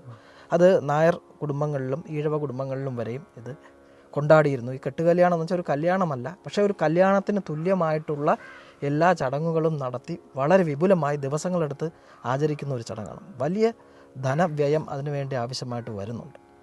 അപ്പോൾ ഇത് നടത്താൻ അന്നത്തെ സാമൂഹ്യ സാഹചര്യത്തിൽ ഇത് നടത്തിയേ പറ്റൂ എന്നാണ് എല്ലാ കുടുംബങ്ങൾക്കും. അപ്പോൾ കടം വാങ്ങിയും അവർ കൃഷിഭൂമി പണയം വെച്ചും അങ്ങനെയൊക്കെ അവരിത് നടത്തും. ഇത് നിർത്തലാക്കാൻ കരിങ്കുളത്ത് വെച്ചിട്ടാണ്, പൂവാർ കരിങ്കുളത്ത് വെച്ചിട്ടാണ് അദ്ദേഹം ഇതേപോലെ കെട്ടുകല്യാണം നടക്കുന്ന ഒരു വീട്ടിലേക്ക് കയറി ചെന്നുകൊണ്ട് ഇതിൻ്റെ ആവശ്യമില്ല എന്ന് പറഞ്ഞ് അദ്ദേഹം അവിടെ ബോധ്യപ്പെടുത്തി. അതോടുകൂടി കെട്ടുകല്യാണം എന്നുള്ള അത് നായർ സമുദായത്തിലുണ്ടായിരുന്നു. അത് നിർത്തലാക്കുന്നതിന് വേണ്ടി അദ്ദേഹം ഉള്ള പ്രവർത്തനങ്ങൾ ചെയ്തു. ഇതിനെ തുടർന്ന് കുറേ ക്ഷേത്രങ്ങളിൽ ഇത് പ്രതിഷ്ഠയെല്ലാം നടത്തി കഴിഞ്ഞപ്പോൾ അദ്ദേഹം പറഞ്ഞു, മതി, ഇനി നമുക്ക് ക്ഷേത്രമല്ല ആവശ്യം, വിദ്യാഭ്യാസമാണ്. രണ്ടാമത്തെ ചുവടാണ്. നോക്കൂ, ഒരു സാമൂഹ്യ സാഹചര്യത്തിന് അനുസരിച്ച് തൻ്റെ പ്രവർത്തനങ്ങളെ ക്രമീകരിച്ചു അത്. അപ്പോൾ ക്ഷേത്രങ്ങൾ മതി, ഇനി നമുക്ക് വിദ്യാഭ്യാസ സ്ഥാപനങ്ങൾ വേണം, അതിനു വേണ്ടി യത്നിക്കാൻ പറഞ്ഞു. അപ്പോൾ കൂടുതലായിട്ട് വിദ്യാഭ്യാസ സ്ഥാപനങ്ങൾ വരുമ്പോൾ അന്ന് തിരുവിതാംകൂർ ഗവൺമെൻറ്റിൽ 5 രൂപ ശമ്പളം വാങ്ങുന്ന ഒരു ഈഴവൻ പോലും ഇല്ലായിരുന്നു. 2 ഈഴവൻ അടക്കം താഴേക്ക് വരുന്ന അവർണരെ സർക്കാർ സർവീസിൽ പ്രവേശിപ്പിച്ചിരുന്നില്ല. ഡോക്ടർ പൽപ്പു ലണ്ടനിലെല്ലാം പോയി പഠിച്ചിട്ടുള്ളതാണ്, ഡോക്ടറായിട്ടുള്ള പൽപ്പു. അദ്ദേഹത്തിന് തിരുവിതാംകൂർ സർവീസിൽ ഡോക്ടറായി കയറാൻ സാധിച്ചിരുന്നില്ല. അദ്ദേഹം ബാംഗ്ലൂരാണ് പോയി അവിടെ ഡോക്ടറായിട്ട് വർക്ക് ചെയ്തത്. അപ്പോൾ ഇത് ഗുരുവിനെ സ്വാധീനിച്ചു. ഇനി അടുത്ത് വേണ്ടത് എന്താണ്? ആരാധന സ്വാതന്ത്ര്യം കിട്ടി, നമ്മൾ ആ ഒരു ആത്മാഭിമാനം നമുക്ക് വന്നു, അല്ലെങ്കിൽ ആ ഒരു സമൂഹത്തിന്, അവർണ സമൂഹത്തിനും വന്നു. ഇനി അടുത്ത് വേണ്ടത് വിദ്യാഭ്യാസമാണ്. വിദ്യാഭ്യാസ സ്ഥാപനങ്ങൾ നിരവധി വരട്ടെ, അതിലൂടെ നമ്മൾ പഠിക്കട്ടെ, നമ്മുടെ കുട്ടികൾ പഠിക്കട്ടെ. പഠിച്ചു കഴിയുമ്പോൾ സ്വാഭാവികമായും നമുക്ക് പഠിച്ചു കഴിയുമ്പോൾ എന്താണ് വരുന്നത്? നമ്മുടെ ആത്മാഭിമാനം നമുക്ക് ഉയരും. അത് രീതിയിലുള്ള സർക്കാർ സംവിധാനങ്ങളിലോ അല്ലെങ്കിൽ ഉന്നതമായിട്ടുള്ള ജോലികളിലോ നമ്മുടെ ആൾക്കാർക്ക് പ്രവേശിക്കാൻ കഴിയും. അതിലൂടെ സ്വന്തം വ്യക്തിത്വത്തെ തന്നെ ഉയർത്താൻ കഴിയും. അപ്പോൾ അതിനുവേണ്ടി ക്ഷേത്രങ്ങൾ അവിടെ നിൽക്കട്ടെ, ഇനി നമുക്ക് വിദ്യാഭ്യാസ സ്ഥാപനങ്ങൾ തുടങ്ങാമെന്നു. ഇത്രയും ദീർഘവീക്ഷണമുള്ള ഒരു വ്യക്തിക്ക് മാത്രം ചെയ്യാൻ കഴിയുന്നതാണ്. അങ്ങനെ നിരവധി വിദ്യാഭ്യാസ സ്ഥാപനങ്ങൾ അദ്ദേഹം തുടക്കമിടുകയും അത് മുന്നോട്ട് കൊണ്ടുപോവുകയും ചെയ്തു. അപ്പോൾ വിദ്യാഭ്യാസത്തിലൂടെ, ആരാധനാ സ്വാതന്ത്ര്യത്തിലൂടെ ഒരു വ്യക്തിക്ക് സ്വന്തം ആത്മാഭിമാനത്തെക്കുറിച്ച്, സ്വന്തം കാലിൽ നിൽക്കുക എന്നുള്ള ഒരു ബോധ്യമുണ്ടാക്കി കൊടുക്കുന്നതിൽ അദ്ദേഹം വലിയ പങ്ക് വഹിച്ചു. ഞാൻ നേരത്തെ പറഞ്ഞതുപോലെ 1888 എന്ന് പറയുന്ന കാലഘട്ടം നമ്മൾ ഇന്നിരുന്ന് സംസാരിക്കുന്നത് പോലെയല്ല. വളരെ വ്യത്യാസമായിട്ടുള്ള ഒരു കാലഘട്ടത്തിൽ ഇത്തരത്തിലൊരു വിപ്ലവകരമായ ഒരു തീരുമാനമെടുക്കാൻ ഗുരുവിന് മാത്രമേ കഴിയുമായിരുന്നുള്ളൂ. ഗുരുവായതുകൊണ്ട് മാത്രമാണ് അതിനെ ആരും ചോദ്യം ചെയ്യാനും ആൾക്കാർ വന്നിരുന്നു. ആ സമയത്തും വന്നിരുന്നു. അത് എൻ്റെ ശിവനെയാണ് ഞാൻ പ്രതിഷ്ഠിച്ചതെന്നും പറയുന്നുണ്ട്, ഈഴവ ശിവനെയാണെന്നും പറയുന്നുണ്ട്. എന്തായിരുന്നാലും ആ രീതിയിൽ തുടക്കമിട്ടുകൊണ്ട് ഗുരു മുന്നോട്ടുള്ള പ്രയാണം ഭാരതത്തിനും കേരളത്തിനും ആ സമൂഹത്തിനും വളരെയധികം വിലപ്പെട്ട സംഭാവനകൾ നൽകിയിട്ടുണ്ട്. അപ്പോൾ അതിനെ തുടർന്നാണ് ഗുരു പിന്നീട് ആലുവയിൽ 1913 അദ്ദേഹം അദ്വൈതാശ്രമം, ഗുരുവിൻ്റെ ദൈവം എന്നുള്ള കൺസെപ്റ്റ് അദ്വൈതമാണ്. അക്കാലത്ത് അദ്വൈത ആചാര്യൻ നമ്മൾ ശങ്കരാചാര്യരെ പറയുന്നുണ്ട്. ദ്വൈതത്തിൽ നിന്ന് അദ്വൈതം, ഇവിടെ രണ്ടില്ല ഒന്നേ ഉള്ളൂ എന്ന കൺസെപ്റ്റ് ഗുരുവിനുണ്ടായിരുന്നു. അതിൻ്റെ അടിസ്ഥാനത്തിലാണ് അദ്ദേഹം ആലുവയിൽ 1913 അദ്വൈതാശ്രമം സ്ഥാപിച്ചത്. അതിനെ തുടർന്നാണ് 1914 ജാതി നിർണയം എന്നുള്ള, നമ്മളിന്ന് ഇവിടെ ഉദ്ദേശിക്കുന്നത് ഈ ജാതി നിർണയത്തിൻ്റെ ഒരു ചെറിയ പദ്യമാണത്. ചെറിയൊരു 6 ശ്ലോകങ്ങൾ ഉൾക്കൊള്ളുന്ന ചെറിയ പദ്യമാണ്. അപ്പോൾ അതിലെന്താണ് ജാതി എന്നുള്ള ഗുരുവിൻ്റെ കൺസെപ്റ്റ്? ശരിക്കും എന്താണ് ജാതി? നിരവധി ഈ 6 പദ്യങ്ങൾക്കകത്ത് നിന്നുകൊണ്ട് വലിയ ഉത്തരങ്ങളാണ് അദ്ദേഹം നൽകുന്നത്. എന്താണ് ജാതി? ജാതി, മനുഷ്യ ഒരു ജാതിയായി പരിഗണിച്ചാൽ അതിൽ ഉപജാതികൾ ഉണ്ടാകുമോ? അങ്ങനെ പരിഗണിക്കാൻ പാടുണ്ടോ? എന്താണ് ദൈവം? എന്താണ് മതം? ഇതിനെക്കുറിച്ചെല്ലാം വ്യക്തമായ ബോധ്യം ഈ ചെറിയ കവിതയിൽ തന്നെ, ഈ ജാതിയെക്കുറിച്ച് തന്നെ 2 കവിത എഴുതിയിട്ടുണ്ട്. ഒരു ജാതി ലക്ഷണം എന്ന് പറഞ്ഞിട്ട് വേറൊരു കവിതയുണ്ട്. ഇത് എന്താണ് ജാതി എന്ന് ശാസ്ത്രീയമായിട്ട് ഗുരു വ്യക്തമാക്കുന്നത് ഈ ഒരു കവിതയിലൂടെ അദ്ദേഹത്തിൻ്റെ ജാതി നിരാസമാണ്. അതായത് ജാതിയെ ഇല്ല എന്നാണ് അദ്ദേഹം സ്ഥാപിക്കുന്നത്. ശരിക്കും നമുക്കറിയാം, ജാതി എന്നുള്ള വാക്ക്, ഇംഗ്ലീഷ് വാക്ക് കാസ്റ്റ് എന്ന് നമ്മൾ പറയുന്നത്, അത് ഒറിജിനേറ്റഡ് ഫ്രം പോർച്ചുഗൽ ഭാഷയിൽ നിന്നാണ്. കാസ്റ്റസ് എന്ന് പറയുന്ന വാക്കിൽ നിന്നാണ് കാസ്റ്റ് എന്നുള്ള രീതിയിൽ ഇംഗ്ലീഷിലേക്ക് ഇത് കടന്നു വരുന്നത്. ഈ കാസ്റ്റസ് എന്നുള്ള വാക്കിന് ഈ പോർച്ചുഗീസ് ഭാഷയിലുള്ളത് ഇനം, തരം എന്നുള്ളതാണ് അർത്ഥം. ശരിക്കും അത്രമേ ഉള്ളൂ. ഇനം, തരം എന്നുള്ള അർത്ഥമാണ് ജാതി എന്നുള്ളതിന് ഉള്ളത്. പക്ഷേ ഇവിടെ വരുമ്പോൾ അങ്ങനെയല്ല നമ്മൾ കരുതുന്നത്. അത് എങ്ങനെയാണെന്ന് നമുക്ക് പിന്നീട് പറയാം. അപ്പോൾ ഇദ്ദേഹം ഈ കാസ്റ്റ് എന്നുള്ളത് ഇംഗ്ലീഷ് വാക്ക് ഉണ്ടായിട്ടുള്ളത് ഈ പോർച്ചുഗീസ് വാക്കിൽ നിന്നാണ്. അതിനെ ഒരു ഇനം, തരം എന്ന് മാത്രമേ വേർതിരിക്കുന്നുള്ളൂ.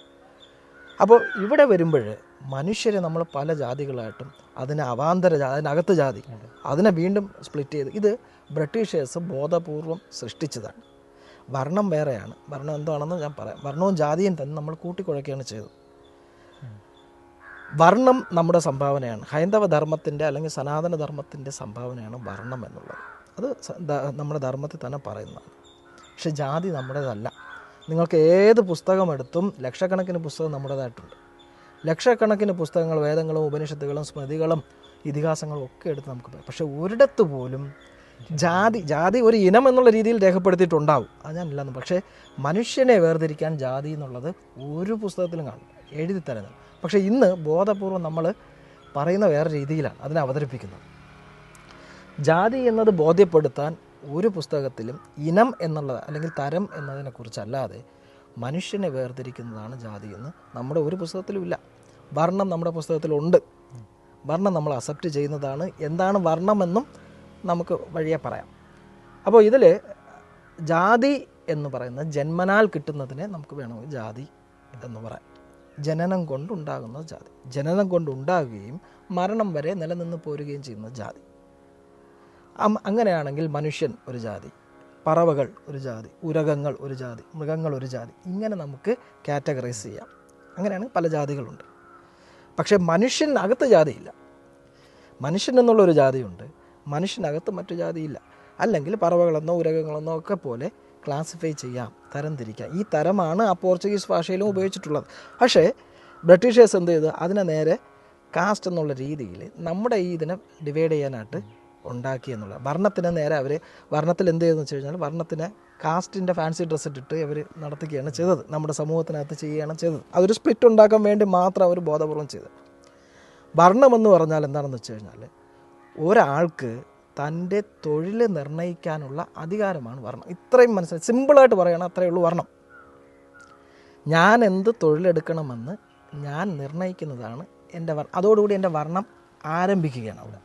ഞാൻ ജനിക്കുമ്പോൾ എനിക്ക് വർണ്ണമില്ല, മനസ്സിലായില്ലേ? ഞാൻ ജനിക്കുമ്പോൾ എനിക്ക് വർണ്ണമില്ല, എനിക്ക് ജാതിയും ഇല്ല. ഇനി ജന്മനാൽ കിട്ടുന്ന ജാതിയാണെങ്കിൽ അതിനെ വേണമെങ്കിൽ നമുക്കതിനെ അവിടെ അപ്ലൈഡാണ് ചെയ്യാം. പക്ഷേ എനിക്ക് ജനിക്കുമ്പോൾ വർണ്ണമില്ല. വർണ്ണം എപ്പോഴാണ് വരുന്നത്? ഞാൻ വളർന്നു വലുതായി എൻ്റെ ഗുണത്തിനനുസരിച്ച് ഞാൻ ഒരു ജോലി സ്വീകരിക്കുമ്പോൾ അതെനിക്ക് വർണ്ണം എന്നിൽ ആരോപിക്കപ്പെടും. അല്ലെങ്കിൽ ഒരു മനുഷ്യന് തൻ്റെ നിത്യവൃത്തിക്ക് അല്ലെങ്കിൽ ജീവിത സന്ധാരണത്തിന് വേണ്ടി അവൻ്റെ പൂർവികരുടെ തൊഴിൽ അനുകരിക്കുന്നതിനെയാണ് വർണ്ണം എന്ന് പറയുന്നത്. ഇതാണ് അതിൻ്റെ സിമ്പിൾ. വർണ്ണം എന്ന് പറഞ്ഞാൽ ഇത്രയേ ഉള്ളൂ. അത് നമ്മുടെ പുസ്തകങ്ങളിലുള്ളത് തന്നെയാണ്. ജാതി നമ്മുടെ പുസ്തകങ്ങളിലേ ഇല്ല. അപ്പോൾ ഒരുവൻ അവൻ്റെ ഒരു തൊഴിലിന് വേണ്ടി, അവൻ്റെ ജീവിത സന്ധാരണത്തിന് വേണ്ടി അവൻ്റെ പൂർവികർ അനുഷ്ഠിച്ചിരുന്ന ആ തൊഴിൽ ഞാൻ തുടരുന്നു. അതോടുകൂടി എന്നിലൊരു വർണ്ണം ആരോപിക്കപ്പെടുന്നു. ഞാൻ വേണമെങ്കിൽ അത് തുടരാം, അല്ലെങ്കിൽ ഞാനത് നിർത്താം. രണ്ടായാലും പ്രശ്നമില്ല. ഞാനത് തുടരാം, അല്ലെങ്കിൽ വേറൊരെണ്ണത്തിലേക്ക് മാറിപ്പോകാം. ഇപ്പോൾ ഇപ്പോഴത്തെ സാഹചര്യത്തിലാണ് നമുക്ക് ഇപ്പോൾ ഞാനൊരു മരം വെട്ടുകാരനാണെങ്കിൽ എൻ്റെ മകൻ ഞാൻ അവനെ പഠിപ്പിച്ച് ചിലപ്പോൾ ഒരു IAS ഓഫീസർ ആക്കണമെന്നോ IPS ഓഫീസർ ആക്കണമെന്നോ എനിക്കൊരാഗ്രഹമുണ്ടാകാം. അതിനുവേണ്ടി ഞാൻ പഠിപ്പിക്കും. ഒരു 150 വർഷങ്ങൾക്ക് മുമ്പ് അങ്ങനെ ഒരു സാഹചര്യം ഇല്ല. ഇപ്പോൾ ഞാൻ മരം വെട്ടുകാരനാണെങ്കിൽ സ്വാഭാവികമായും എൻ്റെ മകൻ മരം വെട്ടുകാരനായിട്ട് മാറും. അത് അയാളെ സംബന്ധിച്ച് എളുപ്പമുള്ള ഒരു മാർഗ്ഗവുമാണ്. മനസ്സിലായില്ലേ? ഇപ്പം നമ്മളൊക്കെ ജീവിക്കുന്നത് നമ്മുടെ ഭൗതിക നീഡ്സ് അത് സാറ്റിസ്ഫൈ ചെയ്യാനാണ് ഒന്നാമത്തെ കാര്യം. അപ്പോൾ അയാളെ സംബന്ധിച്ച് അയാളുടെ ജീവിത മുന്നോട്ട് കൊണ്ടുപോകണമെങ്കിൽ, അയാൾക്ക് ആഹാരം ലഭിക്കണമെങ്കിൽ ഒരു തൊഴിൽ ചെയ്യണം. ആ തൊഴിലിന് ഏറ്റവും എളുപ്പമുള്ള വഴി എന്താ? ഈ മരം വെട്ട് പഠിക്കുക. അയാളുടെ അച്ഛൻ ഓൾറെഡിയാണ്, ആ വീട്ടിൽ തന്നെയാണ് അയാൾ. അപ്പോൾ വെളിയിൽ പോവേണ്ടതില്ല, വേറെ എന്തെങ്കിലും പഠിക്കേണ്ടതില്ല. കുറച്ച് ട്രിക്സും കാര്യങ്ങളും ഇദ്ദേഹം തന്നെ പറഞ്ഞു കൊടുക്കും. അപ്പോൾ അതിലൂടെ അയാൾക്ക് അയാളുടെ ജീവിതം, ഇത് പഴയൊരു സിസ്റ്റം അങ്ങനെ തന്നെ ആയിരുന്നു. പിന്നീടാണ് ഇപ്പോഴത്തെ സിസ്റ്റം അങ്ങനെ അല്ല. ഇപ്പോൾ നമുക്ക് ഒരുപാട് ചോയ്സസ് ഉണ്ട്. ചോയ്സസ് കിട്ടുമ്പോൾ നമുക്ക് അതിനനുസരിച്ച് പഠിക്കാം, വേറൊരു രീതിയിലേക്കുള്ള മാറ്റത്തിലോട്ടൊക്കെ പോകാം. ഇപ്പോൾ ഒരു ബാർബറുടെ മകൻ ഡോക്ടറാകാം, ഡോക്ടറുടെ മകൻ സയൻറ്റിസ്റ്റ് ആകാം, ഇനി ഡോക്ടറുടെ മകൻ തല്ലിപ്പൊളിയും ആവും, ഇല്ലേ? അപ്പോൾ അത് ഗുണം എപ്പോഴാണ് ആർജിക്കുന്നത്? അയാൾ വളർന്നു വലുതായി ഏതെങ്കിലും തൊഴിലിന് പ്രാപ്തനാകുമ്പോൾ. അതിനെയാണ് ഗുണം, വർണ്ണം എന്ന് പറയുന്നത്. അപ്പോൾ ഇവിടെ വർണ്ണത്തെ നമ്മൾ എന്ത് ചെയ്തു? ജാതിയുമായിട്ട് കൂട്ടിക്കുഴച്ചു. ജാതി എന്ന് പറയുന്നത് ഇവിടുത്തെ കൺസെപ്റ്റ് നമ്മൾ പറയുകയാണെങ്കിൽ ഏത് കുലത്തിൽ ജനിക്കുന്നുവോ ആ കുലത്തിനനുസരിച്ചാണ് ജാതി. അതാണ് നമ്മൾ ഇന്ന് ഉണ്ടാക്കി വെച്ചിരിക്കുന്നത്. ഞാനിപ്പോൾ ഒരു ബ്രാഹ്മണ കുലത്തിൽ ജനിച്ചാൽ, കുടുംബത്തിൽ ജനിച്ചാൽ ഞാൻ ബ്രാഹ്മണൻ, അതെൻ്റെ ജാതിയെ. പക്ഷെ വർണ്ണത്തിൽ അങ്ങനെയല്ല. ബ്രാഹ്മണ കുലത്തിലാണ് നിങ്ങൾ ജനിച്ചത് എങ്കിലും നിങ്ങൾ മോഷണമാണ് നൽകുന്നതെങ്കിൽ നിങ്ങളൊരു അധമനാണ്, തമോ ഗുണമാണ് നിങ്ങൾക്കുള്ളത്, ഗുണങ്ങളെ അടിസ്ഥാനപ്പെടുത്തിയാണ്. അപ്പോൾ നിങ്ങൾ ഒരിക്കലും ബ്രാഹ്മണനല്ല. ബൈ ബർത്ത് നിങ്ങൾ ആ ഫാമിലി ബ്രാഹ്മണനാണ്, അല്ലെങ്കിൽ നിങ്ങളുടെ അച്ഛൻ പൂജാരിയാണെങ്കിൽ, നിങ്ങൾ മോഷ്ടാവാണെങ്കിൽ ഒരിക്കലും ആ ഗുണം നിങ്ങൾക്ക് ആരോപിക്കാൻ പറ്റില്ല. അപ്പോൾ നിങ്ങൾ ബ്രാഹ്മണനെ അല്ല. അവിടെ നമ്മുടെ എല്ലാ പുസ്തകങ്ങൾക്കും ഇതിന് പ്രൂഫും ഉണ്ട്, തെളിവും തരുന്നുണ്ട്. ഗുരുജി തന്നെ ഈ പുസ്തകത്തിലും പറയുന്നുണ്ട്. ഈ പറഞ്ഞ ഈ 6 പദ്യങ്ങളിലും അതിൻ്റെ പ്രൂഫ് സഹിതമാണ് അദ്ദേഹം പറയുന്നത്. ശാസ്ത്രീയമായിട്ടാണ് പറയുന്നത്. ഇത് തുടങ്ങുന്നത് എന്താണ്? ആദ്യത്തെ ലൈന്, പണ്ടൊക്കെ ഒരു ഗുരുവിന് സംസ്കൃതത്തിലും നല്ല ജ്ഞാനമുള്ള വ്യക്തിയാണ്. സംസ്കൃതം, തമിഴ് അദ്ദേഹം 2 തർജ്ജമയും ചെയ്തിട്ടുണ്ട്. തിരുക്കുറളിൻ്റെയും ഈശ്വവാസ്യോപനിഷത്ത് അദ്ദേഹം തർജ്ജമ ചെയ്ത ഗ്രന്ഥങ്ങളാണ്.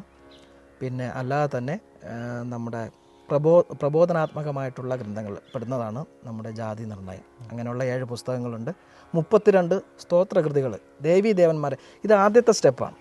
ഞാൻ പറഞ്ഞില്ലേ, ഒരു ആരാധനാ സ്വാതന്ത്ര്യം കിട്ടുമ്പോൾ അന്ന് സംസ്കൃതത്തിലാണ് നിലനിന്നിരുന്നത് പൂജ. നമ്മളിപ്പോൾ സ്റ്റാർട്ട് ചെയ്യുമ്പോൾ നമ്മൾ പറയുന്നത്, ഇപ്പോൾ ഞാൻ പറഞ്ഞൊരു പ്രാർത്ഥന അതും സംസ്കൃതത്തിലുള്ളതാണ്. സംസ്കൃതത്തിനൊരു പ്രാമാണികത്വമുണ്ട്. ഇന്ത്യൻ സൊസൈറ്റിയിൽ ആദ്യമുണ്ടായ ഭാഷയെന്നും ലോകത്തിൽ ആദ്യമുണ്ടായ ഭാഷയെന്നുള്ള രീതിയിൽ സംസ്കൃതത്തിനൊരു അക്സെപ്റ്റൻസ് ഉണ്ട്. നമ്മൾ ഏത് തരം പ്രശ്നങ്ങളും നമുക്കതിനൊരു സൊല്യൂഷനോ അല്ലെങ്കിൽ അതിനെ നമ്മൾ അതിനെ എക്സ്പ്ലെയിൻ ചെയ്യാൻ ശ്രമിക്കുന്നത് സംസ്കൃത ശ്ലോകങ്ങൾ എടുത്തുകൊണ്ടായിരിക്കും. ആ ഒരു പ്രാമാണികത്വം സംസ്കൃതത്തിനുണ്ട്. അതുകൊണ്ട് ഗുരു ഈ ജാതി നിർണയം എന്നുള്ള കവിത എഴുതുമ്പോഴും ഈ കൃതി എഴുതുമ്പോഴും ആദ്യത്തെ ശ്ലോകം സംസ്കൃതത്തിൽ തന്നെയാക്കി. ബാക്കി 5 മലയാളവും ആദ്യത്തേത് സംസ്കൃതമാക്കിയത്. കാരണം സംസ്കൃതത്തിലും അദ്ദേഹത്തിന് അത്രയും അവഗാഹമുണ്ട്. 2, ഇനി സംസ്കൃതം പറയുന്ന ആൾക്കാരാണ് ഇതിനെ എതിർക്കുന്നതെങ്കിലും അവർക്ക് ഈ ഒറ്റ ശ്ലോകം മതി. അതുകൊണ്ട് കാര്യം ക്ലിയറാണ്, ഇനി താഴോട്ട് തന്നെ വരണമെന്നില്ല.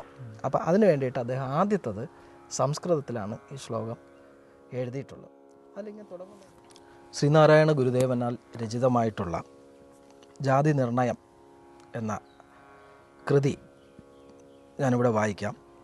ആദ്യത്തെ വരി ഞാൻ നേരത്തെ സൂചിപ്പിച്ചതുപോലെ ഇത് ആദ്യത്തെ ശ്ലോകം സംസ്കൃതത്തിലും ബാക്കിയുള്ള 5 ശ്ലോകങ്ങൾ മലയാളത്തിലുമാണ് എഴുതപ്പെട്ടിട്ടുള്ളത്. മനുഷ്യാണാം മനുഷ്യത്വം ജാതിർ ഗോത്രം ഗവാം യഥ ന ബ്രാഹ്മണാതിരസൈവം ഹാ തത്വം വേത്തി കോപിന. ഇത് സംസ്കൃതത്തിലുള്ള ശ്ലോകമാണ്. അതിനുശേഷം മലയാളത്തിലാണ് വളരെ പ്രസിദ്ധമായിട്ടുള്ള ഗുരുദേവൻ്റെ വചനം വരുന്ന ഒരു ഭാഗമാണിത്. ഒരു ജാതി, ഒരു മതം, ഒരു ദൈവം മനുഷ്യന്, ഒരു യോനി, ഒരാകാരം, ഒരു ഭേദവുമില്ലതിൽ. 2ാമത്തെ വരിയാണ്. ഇതിന് ആദ്യത്തെ വരിയാണ് നമ്മൾ എടുത്തിട്ടുള്ളത്. ഒരു ജാതി, ഒരു മതം, ഒരു ദൈവം മനുഷ്യന് എന്നുള്ളത്. ഒരു ജാതിയിൽ നിന്നല്ലോ പിറന്നിടുന്നു സന്തതി, നരജാതി ഇതോർക്കുമ്പോൾ ഒരു ജാതിയിലുള്ളതാം. 3ാമത്തെ ശ്ലോകം അതാണ്. 4ാമത്തത്, നരജാതിയിൽ നിന്നത്രേ പിറന്നിടുന്നു വിപ്രവനും പറയൻ താനും എന്തുള്ള ദന്തരം നരജാതിയിൽ. 4ാമത്തെ ശ്ലോകം, പറച്ചിയിൽ നിന്ന് പണ്ട് പരാശര മഹാമുനി പിറന്നു മറസൂത്രിച്ച മുനി കൈവർത്ത കന്യകയിൽ. 5ാമത്തെ ശ്ലോകമാണ്. 6ാമത്തെ ശ്ലോകം, ഇല്ല ജാതിയിലൊന്നുണ്ടോ വല്ലതും ഭേദമോർക്കുകിൽ ചൊല്ലേറും വ്യക്തിഭാഗത്തിലല്ലേ ഭേദമിരുന്നിടൂ. വളരെ സിമ്പിളായിട്ട് എഴുതിയിരിക്കുന്നു, നല്ല മലയാളം. ആർക്ക് വായിച്ചാലും ആദ്യത്തേത് സംസ്കൃതം, അതൊഴിവാക്കി കഴിഞ്ഞാൽ ബാക്കി 5 വായിച്ചാൽ തന്നെ എന്താണ് ജാതി അല്ലെങ്കിൽ ജാതീയമായി ഒരു വേർതിരിവുണ്ടോ എന്ന് അന്വേഷിക്കുന്ന, തികച്ചും ശാസ്ത്രീയമായി അന്വേഷിക്കുന്ന ഒരാൾക്കും ഇത് തൃപ്തികരമാണ്. ഈ 5 പദ്യങ്ങൾ തന്നെ തൃപ്തികരമാണ്. ഇല്ല, ഇനി നമ്മൾ സംസ്കൃതത്തെയാണ് പിന്തുടരുന്നതെങ്കിൽ ആദ്യത്തെ ആ ഒരു പദ്യം തന്നെ തൃപ്തികരമാണ്. അല്ലെങ്കിൽ തുടങ്ങുന്നത് എങ്ങനെയാണ്? മനുഷ്യാണാം മനുഷ്യത്വം ജാതിർ ഗോത്രം ഗവാം യഥ ന ബ്രാഹ്മണാതിരസൈവം ഹാ തത്വം വേത്തി കോപിന എന്ന് പറഞ്ഞിട്ടാണ് ആദ്യത്തെ ആ ശ്ലോകം വരുന്നത്. അതിൽ തന്നെ പറയും മനുഷ്യാണാം മനുഷ്യത്വം. മനുഷ്യന് ജാതി ഉണ്ടെങ്കിൽ ആ ജാതി മനുഷ്യത്വമാണ്. എങ്ങനെ? ഗോവിന് ഗോത്രം പോലെ. പശുവിൻ്റെ ക്യാരക്ടറിസ്റ്റിക്സ് ഉണ്ട് അല്ലേ? അത് 4 നിൽക്കും, പാല് തരും, അത് വിളിക്കുന്നത് ഒരു പ്രത്യേക രീതിയിലാണ്. അത് ചെവികളാട്ടുന്ന ഒരു പ്രത്യേക രീതിയിലാണ്. അപ്പോൾ പശുവിന് എങ്ങനെയാണോ ഗോത്രം എന്നതുപോലെ മനുഷ്യൻ്റെ ജാതി എന്ന് പറയുന്നത് മനുഷ്യത്വമാണ്. ഈ ബ്രാഹ്മണർ ക്ഷത്രിയ ബ്രാഹ്മണാതിരസൈവമാണ്, ബ്രാഹ്മണരെന്നോ ക്ഷത്രിയരെന്നോ പറഞ്ഞ് മുന്നോക്ക ജാതികളെന്ന് പറയുന്നതിൽ ഒരു തത്വത്തിൻ്റെ അടിസ്ഥാനത്തിലല്ല, അല്ലെങ്കിൽ അങ്ങനെ പറയുന്നത് ശരിയല്ല എന്നുള്ള തത്വം ഇല്ല, ആരും കഷ്ടം ആരും അറിയുന്നില്ല എന്ന് പറഞ്ഞുകൊണ്ടാണ് അദ്ദേഹം ആദ്യത്തെ ശ്ലോകം തന്നെ പറയുന്നത്. അപ്പം മനുഷ്യൻ്റെ ജാതി എന്ന് പറയുന്ന മനുഷ്യത്വമാണ്. മനുഷ്യന് ഗോവിന് ഗോത്രമുള്ളതുപോലെ മനുഷ്യന് മനുഷ്യത്വം അവൻ്റെ ജാതിയായിരിക്കുന്നു. അവൻ ജന്മം കൊണ്ട് ബ്രാഹ്മണനോ ക്ഷത്രിയനോ വൈശ്യനോ ശൂദ്രനോ ഒന്നും ആയി മാറുന്നില്ല. ഇതാണ് തത്വപരമായി ശാസ്ത്രീയമായി ശരി. പക്ഷേ ഈ ശരി മനസ്സിലാക്കാൻ ആർക്കും സാധിച്ചിട്ടില്ല എന്നാണ് പറയുന്നത്.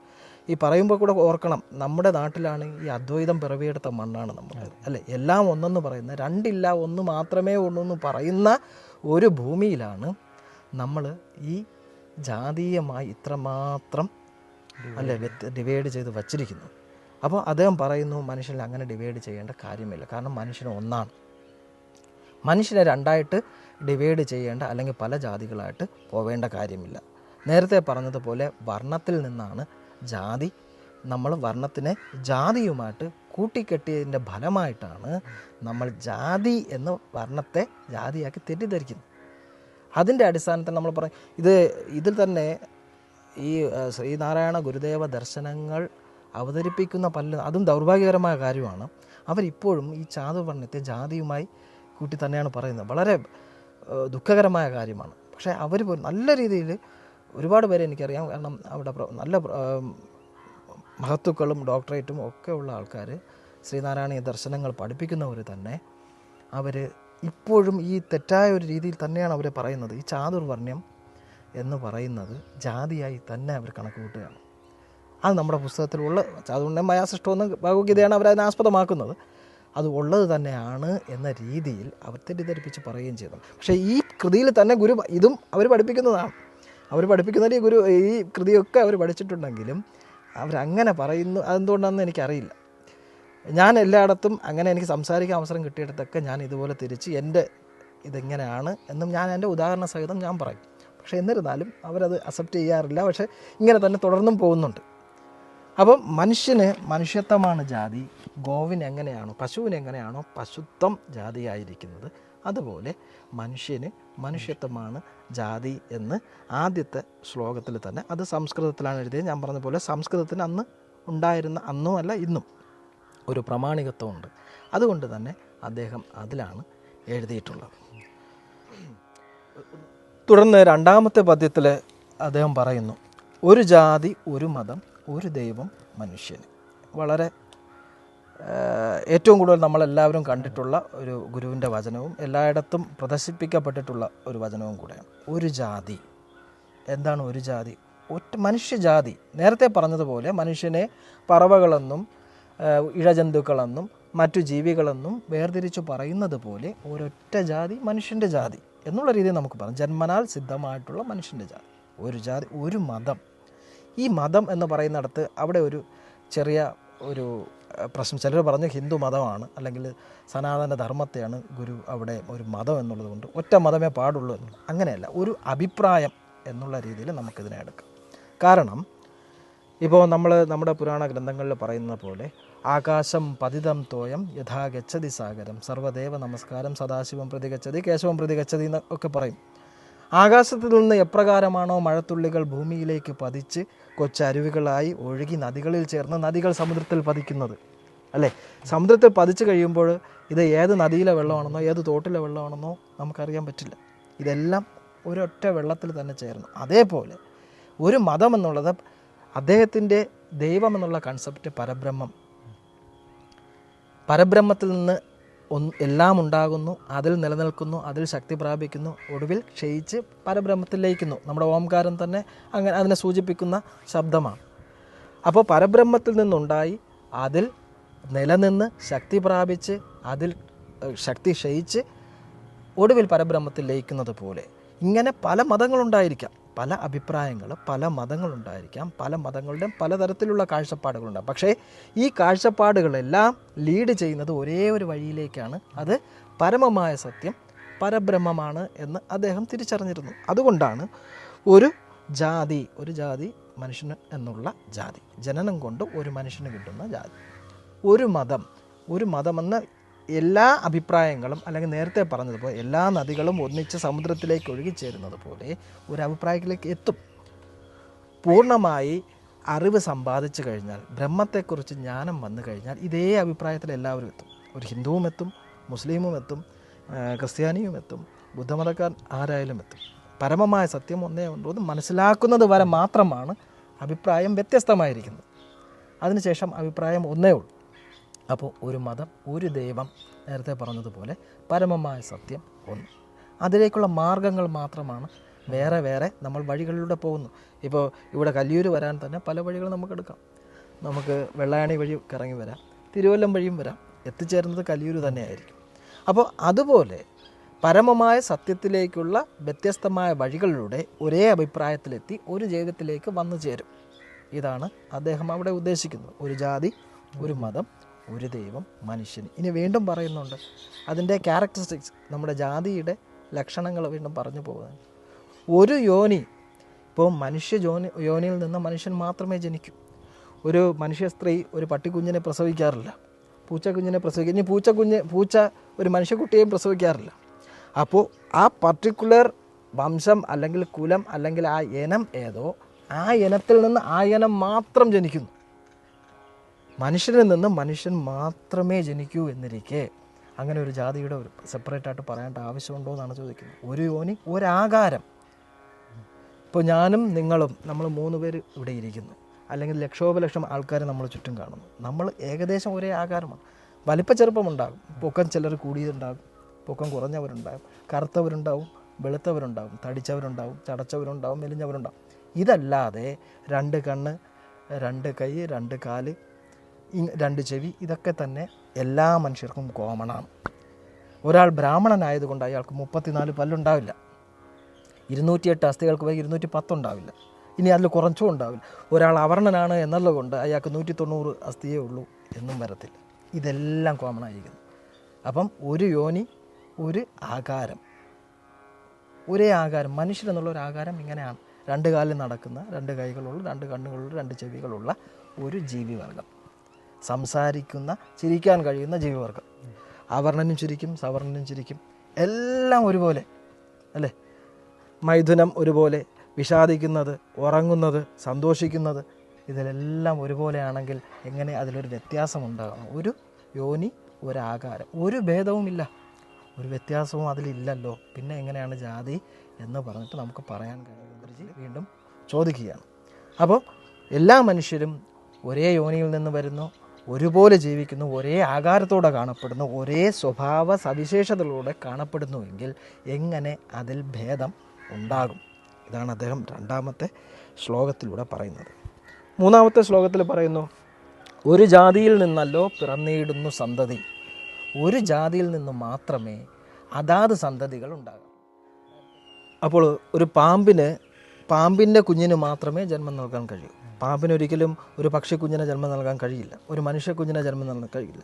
ഒരു മനുഷ്യ സ്ത്രീക്ക് ഒരിക്കലും ഒരു പാമ്പിൻ്റെ കുട്ടിയെയോ ഒരു പട്ടിയുടെ കുഞ്ഞിനെയോ ഒന്നും ജന്മം നൽകാൻ കഴിയില്ല. അപ്പോൾ അതാത് ഇനങ്ങളിൽ നിന്ന്, അതാത് യോനികളിൽ നിന്ന് പിറക്കുന്നത് അതാത് സന്തതികൾ മാത്രമായിരിക്കുന്നു.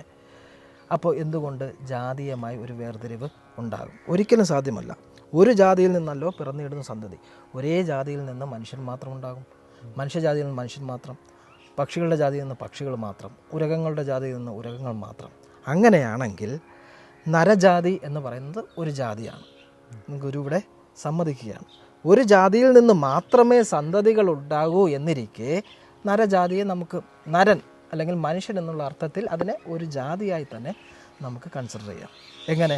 പറവകൾക്കൊരു ജാതി ഉള്ളതുപോലെ, മൃഗങ്ങൾക്കൊരു ജാതി ഉള്ളതുപോലെ, ഉരകങ്ങൾക്കൊരു ജാതി ഉള്ളതുപോലെ നമുക്ക് നരനെയും ഒരു ജാതിയിൽ ഉള്ളത് എന്ന് നമുക്ക് വയ്ക്കാം എന്നാണ് ആ 3ാമത്തെ ശ്ലോകത്തിൽ പറയുന്നത്.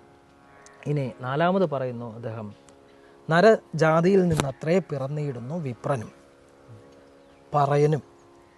പറയനും വിപ്രനും ഒരേ ജാതിയിൽ നിന്ന്, ഈ നേരത്തെ പറഞ്ഞ ഒരേ മനുഷ്യ യോനിയിൽ നിന്ന് വരുന്നു, ഒരേ ആകാരത്തോടു കൂടി വരുന്നു, 2 കൈയും 2 കാലും 2 കണ്ണും 2 കാതും അങ്ങനെ വരുന്നു, ചിരിക്കുന്നു, കളിക്കുന്നു, എല്ലാം ഒരുപോലെ. അപ്പോൾ ഒരേ മനുഷ്യജാതിയിൽ തന്നെ വിപ്രനും പറയനും പിറക്കുന്നത്.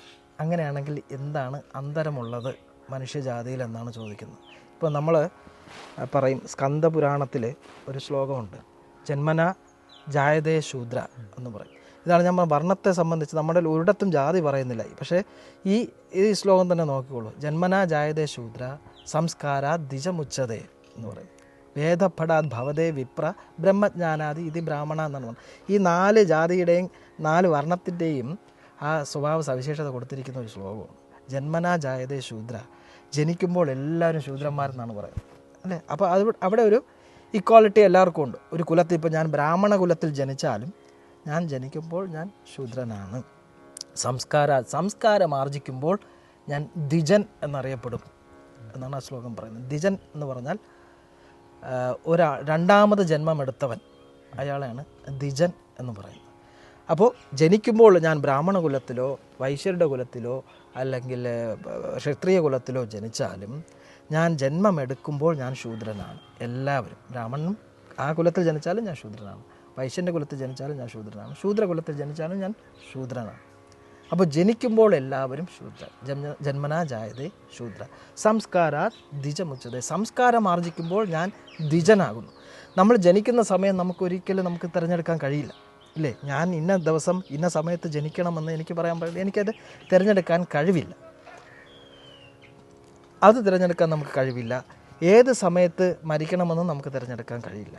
പക്ഷേ ദ്വിജൻ എന്ന് പറയുന്നത് സംസ്കാരം ആർജിക്കുമ്പോൾ ഏത് സമയത്ത് ഞാൻ ദ്വിജനായി മാറും. രണ്ടാമതെൻ്റെ ജന്മം എൻ്റെ അവകാശമാണ്, എനിക്ക് തിരഞ്ഞെടുക്കാൻ കഴിയും.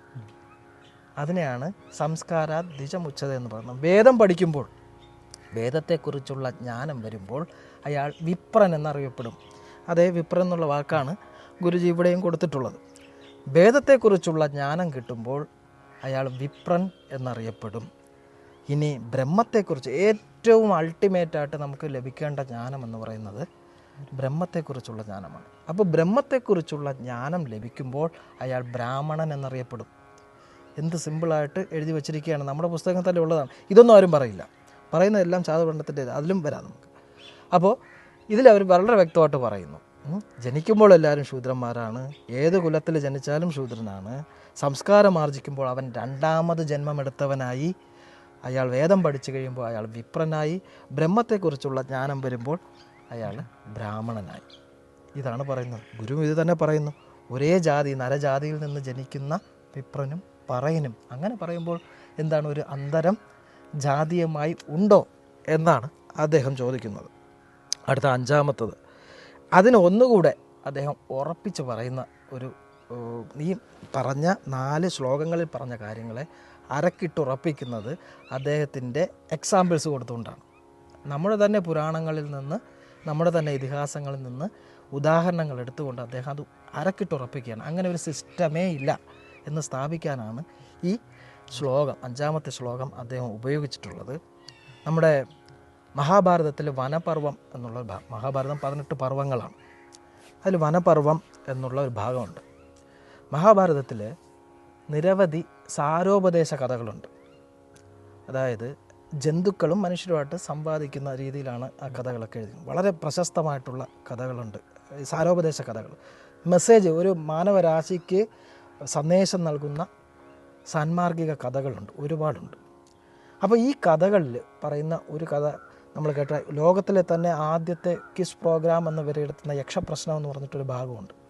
ഒരു യുധിഷ്ഠിരനും യക്ഷനുമായിട്ടുള്ള സംഭാഷണം.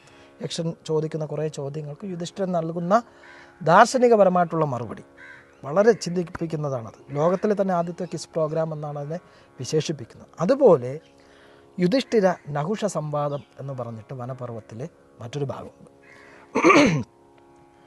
യുധിഷ്ഠിര നഹുഷ സംവാദം എന്ന് പറയുന്നത് പാണ്ഡവരുടെ വനവാസ കാലഘട്ടത്തിൽ അവർ വനത്തിലായിരിക്കുമ്പോൾ ഒരു പ്രാവശ്യം വെള്ളം അന്വേഷിച്ചു പോയ ഭീമസേനനെ കാണുന്നില്ല. അപ്പോൾ ഭീമസേനനെ തിരക്കി യുധിഷ്ഠിരൻ വരികയാണ്.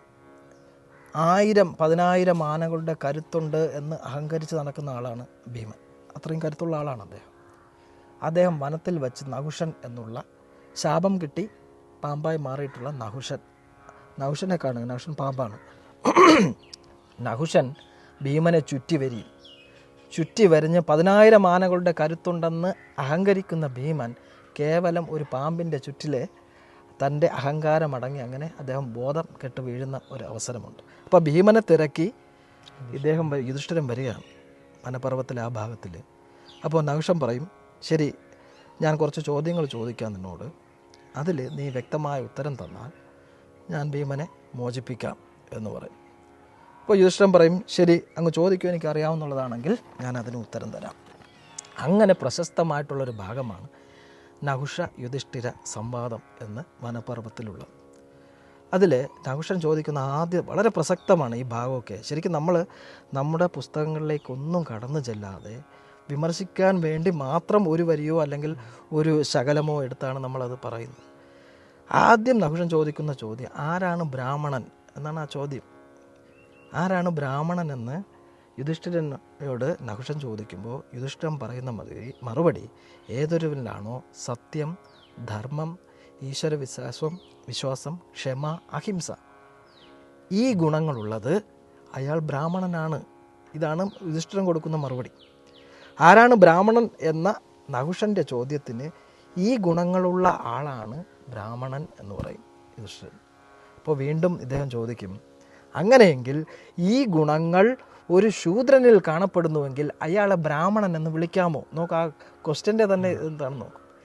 ഈ പറഞ്ഞ ഗുണങ്ങൾ ഒരു ശൂദ്രനിലുണ്ടെങ്കിൽ അയാളെ ബ്രാഹ്മണൻ എന്ന് വിളിക്കാമോ എന്ന് ചോദിക്കും. യുധിഷ്ഠിരൻ തീർച്ചയായും വിളിക്കാം. ഈ ഗുണങ്ങൾ ഒരു ശൂദ്രനിൽ കാണുന്നുവെങ്കിൽ അയാൾ ശൂദ്രനല്ല, മറിച്ച് ബ്രാഹ്മണൻ തന്നെയാണ്. ഇതാണ് യുധിഷ്ഠിരൻ കൊടുക്കുന്ന മറുപടി. ജനനം കൊണ്ടോ ബാക്കി സ്വഭാവങ്ങൾ കൊണ്ടോ മനുഷ്യനെ തിരിച്ചറിയാൻ യാതൊരു മാർഗവുമില്ല. യുധിഷ്ഠിരൻ വീണ്ടും പറയുകയാണ്, ജന്മം കൊണ്ടോ ജീവിത രീതി കൊണ്ടോ സ്വഭാവ സവിശേഷതകൾ കൊണ്ടോ മനുഷ്യനെ തിരിച്ചറിയാൻ മറ്റു മാർഗങ്ങളൊന്നുമില്ല. ഗുണങ്ങൾ മാത്രമാണ് മനുഷ്യനെ വ്യത്യസ്തനാക്കുന്നത്. ഭക്ഷണം കഴിക്കുന്നതും ഉറങ്ങുന്നതും മൈഥുനവും ചിരിയും സന്താപവും സന്തോഷവും എല്ലാ മനുഷ്യർക്കും ഒരുപോലെയാണ്. അതിൽ ബ്രാഹ്മണനും വ്യത്യാസമില്ല, വൈശ്യനും ശൂദ്രനും ആർക്കും വ്യത്യാസമില്ല. അപ്പോൾ ജനനം കൊണ്ടോ സ്വഭാവ രീതി കൊണ്ടോ ഒരു മനുഷ്യനെ നമുക്ക് ബ്രാഹ്മണനെന്നോ ക്ഷത്രിയനെന്നോ വൈശ്യനെന്നോ ശൂദ്രനെന്നോ വിലയിരുത്താൻ കഴിയില്ല. പക്ഷേ അയാളെ ഗുണങ്ങൾ കൊണ്ട് വിലയിരുത്താൻ കഴിയും. ഇതാണ് നമ്മുടെ പുസ്തകങ്ങളിലും പറയുന്നത്. പക്ഷേ ഇതേ ചോദ്യം നമ്മൾ 100 കണക്കിന് വർഷങ്ങളായി നമ്മൾ നിരന്തരം നമ്മളോട് ചോദിച്ചുകൊണ്ടിരിക്കുകയാണ്. നമ്മളോട് ചോദിക്കുകയാണ്, കർമ്മഗുണങ്ങളുള്ള ഒരു ശൂദ്രനെ ബ്രാഹ്മണനായി കരുതാമോ എന്ന് നമ്മൾ ചോദിക്കുമ്പോൾ നമ്മൾ തന്നെ മറുപടി പറ്റില്ല എന്ന് പറയും. കർമ്മഗുണങ്ങളുള്ള ഒരു ശൂദ്രനെ ബ്രാഹ്മണനായി കരുതാമോ എന്നുള്ള നമ്മുടെ ചോദ്യത്തിന് പറ്റില്ല എന്ന് നമ്മൾ മറുപടി പറഞ്ഞുകൊണ്ടിരിക്കുകയാണ്. അതുകൊണ്ടാണ് ആയിരക്കണക്കിന് വർഷങ്ങളായി നമ്മുടെ രാജ്യം പാരതന്ത്ര്യത്തിൽ പെട്ടുപോയത്. നഹുഷൻ അവിടെ ഭീമനെ ചുറ്റി വരിഞ്ഞതുപോലെ പാരതന്ത്ര്യമാകുന്ന പെരുമ്പാമ്പ് നമ്മുടെ രാജ്യത്തെ ചുറ്റി വരിഞ്ഞു, നമ്മളെ ചുറ്റി വരിഞ്ഞു. കാരണം എന്താ, ഇങ്ങനെ നമ്മൾ പറഞ്ഞുകൊണ്ടിരിക്കുകയാണ്. ആയിരക്കണക്കിന് വർഷമായിട്ട് നമ്മൾ ഇത് തന്നെ പറയുകയാണ്. ഗുണഗണങ്ങൾ ഉണ്ടായാലും ശൂദ്രൻ ബ്രാഹ്മണനാകില്ല. നമുക്കറിയാം, നമ്മുടെ പുസ്തകങ്ങൾ പറയുന്നത് തിരിച്ചാണ്. പക്ഷേ നമ്മളത് സമ്മതിച്ചു കൊടുക്കാൻ തയ്യാറല്ല. ഇതേ രീതിയിലാണ് പറയുന്നത്. അവയാൾ ആവില്ല എന്ന് പറഞ്ഞുകൊണ്ടിരിക്കുകയാണ്. അതാണ് ഗുരു ഇവിടെ തന്നെ പറയുന്നത്, പറച്ചിയിൽ നിന്ന് പണ്ട് പരാശര മഹാമുനി. ഈ ഒരൊറ്റ ഇത് വെച്ച് തന്നെ നമുക്കത് പറയാം. അതായത് അദൃശന്തി എന്നു പേരായ ഒരു പറയ സ്ത്രീയിൽ നിന്നാണ് പരാശരൻ ജനിക്കുന്നത്. പരാശരൻ വേദവ്യാസൻ്റെ അച്ഛനാണ്. വേദവ്യാസ മഹർഷിയുടെ അച്ഛനായിട്ടുള്ള പരാശരൻ ജനിക്കുന്നത് പറയ സ്ത്രീയിൽ നിന്നാണ്. അദൃശന്തി എന്നാണ് അവരുടെ പേര്. പക്ഷേ അയാൾ ആരും നമ്മൾ പറയൻ പരാശരൻ എന്നല്ല വിളിച്ചത്, പരാശര മഹാഋഷി അല്ലെങ്കിൽ പരാശര മഹർഷി എന്ന് നമ്മൾ വിളിച്ചു. എന്തുകൊണ്ടാണ്? അയാളുടെ ഗുണങ്ങൾ കൊണ്ടാണ്, അല്ലേ? അപ്പോൾ ഗുണങ്ങൾ ആർജിക്കുന്നതാണ് ഒരു മനുഷ്യൻ, അയാളുടെ ജന്മം കൊണ്ടല്ല. അല്ലെങ്കിൽ പറയൻ പരാശരൻ എന്ന് തന്നെ വിളിച്ചുകൊണ്ടിരുന്നത്. നമ്മുടെ ആ കാലഘട്ടത്തിൽ അല്ലെങ്കിൽ മഹാഭാരതത്തിലോ പൗരാണിക കാലഘട്ടത്തിൽ കാസ്റ്റ് എന്നുള്ള സിസ്റ്റമേ ഇല്ല. അതുകൊണ്ടാണ് ഇങ്ങനെ വന്നത്. നമ്മുടെ പുസ്തകത്തിലൊരു തിരുത്തുമില്ലല്ലോ. ഇന്ന് നമ്മൾ ഒരു ഇൻ്റർവ്യൂ, ഇപ്പം നമ്മൾ ഒരു ടീച്ചർ കോപ്പി അടിച്ചതിനെ കുറിച്ചൊക്കെ നമ്മൾ പഠിച്ചിട്ടുണ്ട്. മറ്റൊരാളുടെ പ്രബന്ധം കോപ്പി അടിച്ചെഴുതുന്നതൊക്കെ സർവ്വസാധാരണ PhD എടുക്കാനൊക്കെ ചെയ്യുന്നുണ്ട്. പക്ഷെ നമുക്കത് കണ്ടുപിടിക്കാൻ കഴിയും. പണ്ട് കാലത്ത് ഇത്തരത്തിൽ സാങ്കേതിക വിദ്യ ഒന്നുമില്ലായിരുന്ന കാലഘട്ടത്തിലാണ് ഇതൊക്കെ രചിക്കപ്പെടുന്നത്. അന്ന് ബ്രാഹ്മണന്മാർക്ക് ഈ മേധാവിത്വം ഉണ്ടായിരുന്നെങ്കിൽ അവരിത് മാറ്റില്ലേ? അവർ പറയും അദൃശന്തിയുടെ മോനൊന്നുമല്ല, വേറെ എങ്കിലും ബ്രാഹ്മണ സ്ത്രീയുടെ മോനാണെന്ന് പറഞ്ഞേനെ പരാശരൻ, അല്ലേ?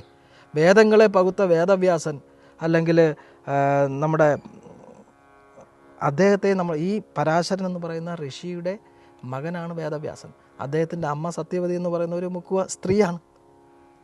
അപ്പോൾ വേദവ്യാസൻ മുക്കുവൻ വേദവ്യാസൻ എന്ന് നമ്മൾ വിളിച്ചില്ല. വേദവ്യാസ മഹാഋഷി എന്ന് വെച്ചാൽ വ്യാസൻ്റെ ജന്മദിനമാണ് ഗുരുപൂർണിമയായിട്ട് നമ്മൾ ലോകത്തിൻ്റെ തന്നെ ഗുരുവായിട്ടാണ് അദ്ദേഹത്തെ ആരാധിക്കുന്നത്. അപ്പോൾ വേണമെങ്കിൽ അങ്ങനെ ചെയ്യാമായിരുന്നല്ലോ. ജാതീയത അന്ന് നിലനിന്നിരുന്നെങ്കിൽ ഒരു മുക്കുവൻ എഴുതിയതല്ല മഹാഭാരതം, അല്ലെങ്കിൽ ഒരു മുക്കുവൻ എഴുതിയതല്ല ഭഗവത്ഗീത എന്ന് പറഞ്ഞിട്ട് അതിന് വേറെ ഒരു ബ്രാഹ്മണൻ്റെ പേരിലേക്ക് മാറ്റാമായിരുന്നല്ലോ. അതാരും ചെയ്തില്ലല്ലോ. ഈ പറയുന്നവർക്കൊക്കെ അത് ചിന്തിച്ചാൽ മാത്രം മതി. അങ്ങനെ ഒരു സിസ്റ്റം നമ്മുടെ ഇടയിൽ കാസ്റ്റ് സിസ്റ്റം ഉണ്ടായിരുന്നെങ്കിൽ ഈ രീതിയിൽ ഒരിക്കലും ഈ മഹാഭാരതം പോലെ ഒരു ബുക്ക് ലോകത്തിലേ ഇല്ല. ലോകത്തിലെ എല്ലാ കാര്യങ്ങളും മഹാഭാരതത്തിലുണ്ട്. മഹാഭാരതത്തിൽ ഇല്ലാത്ത ലോകത്തിലേ ഇല്ല എന്നാണ് പറയുന്നത്. അത്രമാത്രം എന്താണ് ഒരു കടൽ പോലെ പറന്ന് നടക്കുന്ന ബുക്കാണ്. അപ്പോൾ അതിൽ പറയാത്ത ഒരു കാര്യമില്ല ലോകത്തിൽ. ആ ബുക്ക് എഴുതിയത് ഒരു മുക്കുവനാണ് എന്ന് ബ്രാഹ്മണർ സമ്മതിക്കുന്നു. ഇന്നത്തെ ഈ ബ്രാഹ്മണർ എന്ന് അവകാശപ്പെടുന്ന കുലത്തിൽ പിറന്നവർ സമ്മതിക്കുന്നുണ്ടല്ലോ. അപ്പോൾ അത് ചേഞ്ച് ചെയ്തില്ലല്ലോ അവർ. അന്ന് അങ്ങനെ ഒരു സാധ്യത ഉണ്ടായിരുന്നില്ലേ? ആയിരക്കണക്കിന് വർഷങ്ങൾക്ക് മുമ്പാണ്. ഇന്ന് പറയുന്ന പോലെയല്ല. ഇന്നിപ്പോൾ ഞാൻ ഈ സംസാരിക്കുന്നത് റെക്കോർഡ് ചെയ്യപ്പെടുന്നുണ്ട്. അതിലൊരു തിരുത്തൽ വരുത്തിയാൽ അറിയാൻ പറ്റും. ഇത് അതുപോലും ഇല്ല. വേദവ്യാസനല്ല മുക്കുവനല്ല എന്ന് പറഞ്ഞാൽ പോലും ചോദ്യം ചെയ്യപ്പെടുകയില്ലായിരുന്നു. പക്ഷേ അങ്ങനെ ആരും ശ്രമിച്ചില്ലല്ലോ. അപ്പോൾ അത് നമ്മുടെ സിസ്റ്റമേ അല്ല എന്നാണ് അത് പ്രൂവ് ചെയ്യുന്നത്. അപ്പോൾ പറച്ചിയിൽ നിന്ന് പറയ സ്ത്രീയിൽ നിന്ന് പിറന്ന പരാശരനെയും നമ്മൾ മഹാഋഷി എന്ന് പറഞ്ഞു. മറസൂത്രിച്ച വേദസൂത്രം എഴുതിയ, വേദങ്ങളെ പകുത്ത ബ്രഹ്മസൂത്രം എഴുതിയ വേദവ്യാസനെയും നമ്മൾ മഹാഋഷി എന്ന് തന്നെ വിളിച്ചു. അതൊരു ഭേദവും നമ്മൾ കാണിച്ചില്ല. നമ്മുടെ സിസ്റ്റത്തിൽ അത് ഇല്ലായിരുന്നു എന്നാണ് അത് പ്രൂവ് ചെയ്യുന്നത്. അപ്പോൾ ഇവരെല്ലാം ഉടനെ പറയുന്നത് ചാതുർവർണ്ണത്തിൽ കയറിപ്പിടിക്കും. അങ്ങനെ ഭഗവത്ഗീതയെ പറയുന്നുണ്ട്. ചാതുർവർണ്ണ്യം മയാ സൃഷ്ടം ഗുണകർമ്മ വിഭാഗശ തസ്യ കർത്താരമഭ്മ വിധി കർത്താരമഭ്യം എന്ന് പറഞ്ഞിട്ടൊരു ശ്ലോകം വരുന്നുണ്ട് ഭഗവത്ഗീതയിൽ. 4-ാം അധ്യായത്തിൽ 13-ാമത്തെ ശ്ലോകമാണെന്ന് തോന്നുന്നു. അപ്പോൾ അതിൽ കയറി പിടിക്കും. ചാതുർവർണ്ണ്യം എന്ന് പറയുന്നുണ്ടല്ലോ. അപ്പോൾ ചാതുർവർണ്ണ്യം നമ്മൾ അക്സെപ്റ്റ് ചെയ്തതാണ്, നമ്മുടെ ബുക്കുകളിലുള്ളതാണ് എന്ന് പറഞ്ഞിട്ട് ഇവർ തുടങ്ങും. ഇത് ഞാൻ നേരത്തെ പറഞ്ഞതുപോലെ വർണ്ണവും ജാതിയുമായി യാതൊരു ബന്ധവും ഇല്ല. വർണ്ണം ഒരു മനുഷ്യൻ അവൻ അനുഷ്ഠിക്കുന്ന തൊഴിലിൻ്റെ അടിസ്ഥാനത്തിൽ അവന് ആർജിതമാകുന്നതാണ്. ബൈ ബർത്തിലേ ഇല്ല. ഒരു മരപ്പണിക്കാരൻ്റെ മകനായാലും അയാൾ അയാളിപ്പം പൗരോഹിത്യം സ്വീകരിച്ച പാടായിരിക്കും. ഇപ്പം ഞാനൊരു അധ്യാപകനാണ്, അല്ലെങ്കിൽ ഞാനൊരു പുരോഹിതനാണെന്ന് നോക്കിയോ, ബ്രാഹ്മണ പുരോഹിതനാണ്. അപ്പോൾ എനിക്ക് ഏറ്റവും നല്ല വഴി എന്താ? ബ്രാഹ്മണൻ അല്ലെങ്കിൽ ഒരു പുരോഹിതൻ അല്ലെങ്കിൽ ഒരു അധ്യാപകന് കൂടുതൽ അല്ലെങ്കിൽ കൂടുതൽ മഹത്വം സമൂഹത്തിൽ നിന്ന് കിട്ടും. നമ്മുടെ വാക്കുകൾ കേൾക്കാൻ ആളുണ്ടാകും അല്ലേ? നമുക്ക് ആ രീതിയിലുള്ള ഒരു പ്രയോറിറ്റി സമൂഹത്തിലുണ്ട്. അപ്പോൾ ഞാൻ എന്ത് ചെയ്യും? എൻ്റെ മകനെ ഡോക്ടറൊന്നും ആക്കാൻ പറ്റില്ല, ഞാൻ അയാളൊരു പുരോഹിതൻ തന്നെ ആക്കും. അതാണ് എനിക്ക് എളുപ്പവും അവനും എളുപ്പവും ആയുള്ള മാർഗം. അപ്പം അത് അയാൾ ആർജിക്കുകയാണ്. അപ്പോൾ അതിന് ഞാൻ എന്ത് ചെയ്യും? ഒരു ബ്രാഹ്മണൻ ആരാവണം എന്നും നമ്മുടെ പുസ്തകങ്ങൾ പറയുന്നു. ബ്രാഹ്മണൻ എന്താകണം? യോഗസ്തപോ ദമോദാനം സത്യം ശൗചം ദയാശ്രുതം വിദ്യാവിജ്ഞാനമാസ്തികം ഏതത് ബ്രാഹ്മണ ലക്ഷണം. ബ്രാഹ്മണൻ്റെ ക്യാരക്ടറിസ്റ്റിക്സ് എന്തൊക്കെയാണെന്നും പറയുന്നു. ഉള്ള ആളാണ് ബ്രാഹ്മണൻ. അല്ലാതെ ഇതൊന്നും നോക്കൂ, എത്ര പുസ്തകങ്ങൾ നമ്മൾ പരതിയാലും ഇങ്ങനെയുള്ള കാര്യങ്ങൾ നമുക്ക് കാണാൻ പറ്റും. പക്ഷേ ഇതൊന്നും നമ്മൾ എടുക്കില്ല. ഈ ചാതുർവർണ്ണത്തിൻ്റെ ഈ 2 വരിയിലാണ് അവരെല്ലാം കയറി പിടിക്കുന്നത്. ഈ ഗുരുദർശനം പഠിപ്പിക്കുന്നവരും ഇതിങ്ങനെ പറയുന്നുണ്ട്. ചാതുർവർണ്ണ്യമായ അത് ഇതിൽ തന്നെ ശ്രീകൃഷ്ണൻ തന്നെ പറയുന്നുണ്ട്. അപ്പം നിങ്ങളുടെ ദൈവം തന്നെ പറയുന്നു ഞാനാൽ സൃഷ്ടിക്കപ്പെട്ടു എന്ന് പറയുന്നുണ്ട്. ഇതിൽ പറയുന്നതിൽ അവർ 2-ാമത്തെ വരി എടുക്കത്തേ ഇല്ല. എന്താണ്? ചാതുർവർണ്ണ്യം ചാതുർവർണ്ണം എന്നാൽ സൃഷ്ടിക്കപ്പെട്ടു എന്നാണ് ആ വരി. ഗുണകർമ്മ വിഭാഗശ എന്നാണ് 2-ാമത്തെ വരി. ഇതെടുക്കില്ല. ഗുണകർമ്മത്തെ അടിസ്ഥാനപ്പെടുത്തി ചാതുർവർണ്ണ്യം എന്നാൽ സൃഷ്ടിക്കപ്പെട്ടു. സകലതും പരബ്രഹ്മത്തിൽ നിന്നുണ്ടാകുന്നു, പരബ്രഹ്മമാണ് ശ്രീകൃഷ്ണൻ നമ്മൾ ധരിക്കുന്നു. അങ്ങനെയാണെങ്കിൽ നല്ലതും ചീത്തയും ഉണ്ടാകണമല്ലോ. ഉണ്ട്. ഒരു നാണയത്തിൻ്റെ 2 വശങ്ങൾ പോലെ നല്ല കാര്യവും ഉണ്ടാവും, ചീത്ത കാര്യവും ഉണ്ടാവും. രണ്ടും ദൈവത്തിൽ നിന്ന് തന്നെയാണ് വന്നിട്ടുള്ളത്. ചാതുർവർണ്ണ്യം എന്നാൽ സൃഷ്ടിക്കപ്പെട്ടു ഗുണകർമ്മത്തെ അടിസ്ഥാനപ്പെടുത്തി. ജന്മകർമ്മ വിഭാഗശ എന്നല്ല, ഗുണകർമ്മ വിഭാഗശ എന്നാണ്. ഇത് അവരങ്ങ് ബോധപൂർവ്വം ആദ്യത്തെ വരി മാത്രം മതി. ചാതുർവർണ്ണ്യം മയാസ്. ഈ വർണ്ണം ജാതിയല്ല എന്നുള്ളതും അങ്ങ് ബോധപൂർവം അവർ മറക്കും. അവർ വർണ്ണത്തെ കൂടെ ജാതിയിൽ കൂടെ കൂട്ടിക്കുഴയ്ക്കും. നേരത്തെ പറഞ്ഞതുപോലെ ജാതി ഫാൻസി ഡ്രസ്സിട്ട്, വർണ്ണത്തിൻ്റെ ഫാൻസി ഡ്രസ്സിട്ട് ഇങ്ങനെ ഓടുകയാണ്. അത് പറയും അത് ജാതിയാണ്, വർണ്ണം അല്ല. വർണ്ണം എന്ന് പറഞ്ഞാൽ ജാതിയാണ് എന്ന് സ്ഥാപിക്കും. ജാതി ജനിക്കുന്നത് കൊണ്ട് നമുക്ക് ലഭ്യമാകുന്നത്. വർണ്ണം നമ്മൾ ആർജിക്കുന്നതാണ്. അതിനനുസരിച്ചാണ് നമ്മൾ അറിയപ്പെടുന്നത്. 4 വർണ്ണങ്ങളെ പറയുന്നുണ്ട്. ബ്രാഹ്മണർ, ക്ഷത്രിയർ, വൈശ്യർ, ശൂദ്രർ. അത് അന്നുമുണ്ട്, ഇന്നുമുണ്ട്, മനുഷ്യനുള്ളിടത്തോളം ഉണ്ടാവുകയും ചെയ്യും. കുറേ ഡിവിഷൻസ് അതിൽ വരും. കാലം പുരോഗമിച്ച് പോകുന്നതനുസരിച്ച് ഡിവിഷൻസ് കൂടി വരും. ഇപ്പോൾ അന്ന് പറഞ്ഞ ബ്രാഹ്മണൻ എന്ന് പറയുന്നത് നമുക്ക് വേണമെങ്കിൽ ഇന്നത്തെ അധ്യാപകരെ കൊടുക്കാം. ഇന്നത്തെ ഇപ്പോൾ ചിലർ പറയാറുണ്ട് സർക്കാർ സർവീസിലുള്ള എല്ലാം സേവനം ചെയ്യുന്നുണ്ട്, അവർ ശൂദ്രൻ. അങ്ങനെയല്ല. ഇപ്പം ഏത് മേഖലയിലും ഏറ്റവും മുകളിലുള്ള ആൾക്ക് നമുക്ക് ബ്രാഹ്മണ്യം ആരോപിക്കാം. ബ്രാഹ്മണനാണ് അയാൾ. ഇപ്പോൾ ISROയുടെ ചെയർമാനായിട്ട് ഇരിക്കുന്ന നമ്മുടെ സോമനാഥ് സാർ, അദ്ദേഹം നായർ കമ്മ്യൂണിറ്റിയിലാണ് തോന്നുന്നു. അപ്പോൾ അദ്ദേഹം അങ്ങനെ ആണെങ്കിൽ തന്നെ അദ്ദേഹം ആ ഇൻസ്റ്റിറ്റ്യൂഷനെ സംബന്ധിച്ച് ബ്രാഹ്മണനാണ്. കാരണം സ്വന്തം ഗുണം കൊണ്ട് അദ്ദേഹം ISRO പോലെയുള്ള ഒരു ഇൻസ്റ്റിറ്റ്യൂഷൻ്റെ നേതൃസ്ഥാനത്തെത്തി. അദ്ദേഹം നേതൃസ്ഥാനം വഹിക്കുമ്പോൾ തന്നെ ഈ ബൈ ബർത്ത് ബ്രാഹ്മണ കുലത്തിൽ പിറന്ന ആരെങ്കിലും അവിടെ ക്ലറിക്കൽ പോസ്റ്റിലും ഉണ്ടാവാം, ഇല്ലേ? അപ്പോൾ അയാൾ ഒരിക്കലും അവകാശപ്പെടാം ഞാൻ ബ്രാഹ്മണനാണ്, അതുകൊണ്ട് സോമനാഥ് വന്ന് ഇവിടെ ഇരിക്കും, ഞാൻ സോമനാഥിന് പകരം പത്രസമ്മേളനം നടത്താമെന്ന് പറയാൻ പറ്റും? അത് നമ്മളത് അംഗീകരിക്കൂ? ഇല്ല. നമ്മുടെ സൊസൈറ്റിയും അത് അംഗീകരിക്കും. ഒരു സൊസൈറ്റിയും അത് അംഗീകരിക്കുന്നില്ല. സോമനാഥിൻ്റെ കൂടെ പറയുകയാണ്, സോമനാഥ് നിങ്ങൾ നായരല്ലേ, നിങ്ങൾ വന്ന് ഇവിടെ ഇരിക്കും, ഞാൻ ബ്രാഹ്മണനാണ്, ഞാൻ പോയി പത്രസമ്മേളനം നടത്താം എന്നാരും പറയാറില്ല. അങ്ങനെ പറഞ്ഞാലും അത് അക്സെപ്റ്റ് ചെയ്യാറുമില്ല. ഇനി ബ്രാഹ്മണ കുലത്തിൽപ്പെട്ട ഒരാൾ അവിടുത്തെ ക്യാൻറ്റീനിലും ചിലപ്പോൾ ജീവനക്കാരനായിരിക്കാം. അതുകൊണ്ട് അയാൾ ശൂദ്രൻ്റെ ജോലിയാണ് അയാൾ ചെയ്യുന്നത്. പക്ഷേ അയാൾക്ക് പറയാൻ പറ്റുമോ ഞാനിവിടെ ക്യാൻറ്റീനിൽ നിൽക്കേണ്ട ആളല്ല, ഞാൻ വന്ന് അവിടെ ഓഫീസിൽ ഇരിക്കാം, നിങ്ങൾ വന്ന് ക്യാൻറ്റീൻ നിൽക്കാൻ പറയാൻ പറ്റും? ഇല്ല. അപ്പോൾ നമ്മുടെ ഗുണത്തിനനുസരിച്ചാണ് നമുക്കൊരു റോള് കിട്ടുന്നത്. അതാണ് നമ്മുടെ വർണ്ണമായിട്ട് മാറുന്നത്. ഇപ്പോൾ ചിലർ പറയും സർക്കാർ ജീവനക്കാരെല്ലാം ഇത്തരത്തിൽ അല്ല. ഇപ്പോൾ സർക്കാർ ജീവനക്കാരിൽ ചീഫ് സെക്രട്ടറിയെ നമുക്ക് വേണമെങ്കിൽ ബ്രാഹ്മണൻ എന്നുള്ള പദവിയിൽ അവരോധിക്കാം. കാരണം സ്വന്തം ഗുണം കൊണ്ടും കഴിവ് കൊണ്ടും അദ്ദേഹം ആ സ്ഥാനത്ത് എത്തപ്പെട്ടു. സർക്കാർ സർവീസിലൊരു പ്യൂണുണ്ടാകും, അയാൾ നമുക്ക് ശൂദ്രൻ എന്നുള്ള റോള് കൊടുക്കാം. ഇത് ഈ ഡിവിഷൻ എല്ലാത്തിലും ഉണ്ടാകും. അപ്പോൾ അധ്യാപനം അന്നത്തെ സാഹചര്യത്തിൽ വേറൊന്നും ചെയ്യാനില്ല, അവർക്ക് സർക്കാർ ജോലിയോ കാര്യങ്ങളോ അല്ല.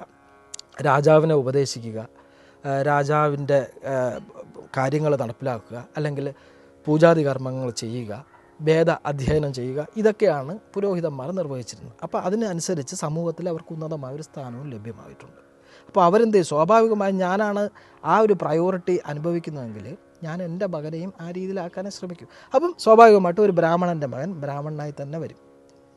അതിന് കുറേ അധികം അവർ ത്യാഗം സഹിക്കേണ്ടതുണ്ട്. നേരത്തെ പറഞ്ഞ പോലെ യോഗം, തപസ്, ദമം, ദാനം, സത്യം, ശൗചം, ദയ, ശ്രുതം, വിദ്യാവിജ്ഞാനം, ആസ്തിക്യം, ഇത്രയും സാധനങ്ങൾ കൂടെ വേണം. ഈ ഗുണങ്ങളുണ്ടായിരിക്കണം. അയാൾ സസ്യാഹാരം ശീലിക്കണം, മാംസാഹാരം ഒഴിവാക്കണം, അല്ലേ? ഗുണങ്ങളുടെ അടിസ്ഥാനത്തിലാണ് എപ്പോഴും വർണ്ണം വരുന്നത്. സത്വ, രജ, തമോ ഗുണങ്ങൾ, അതിൻ്റെ അടിസ്ഥാനത്തിലാണ് വർണ്ണം വരുന്നത്. ഇത് സത്വ, രജോ, തമോ ഗുണങ്ങൾ ഒരു കോമ്പിനേഷനിൽ നമ്മുടെ ശരീരത്തിൽ ഒരു മിശ്രണം നമ്മുടെ ശരീരത്തിലുണ്ടാവും.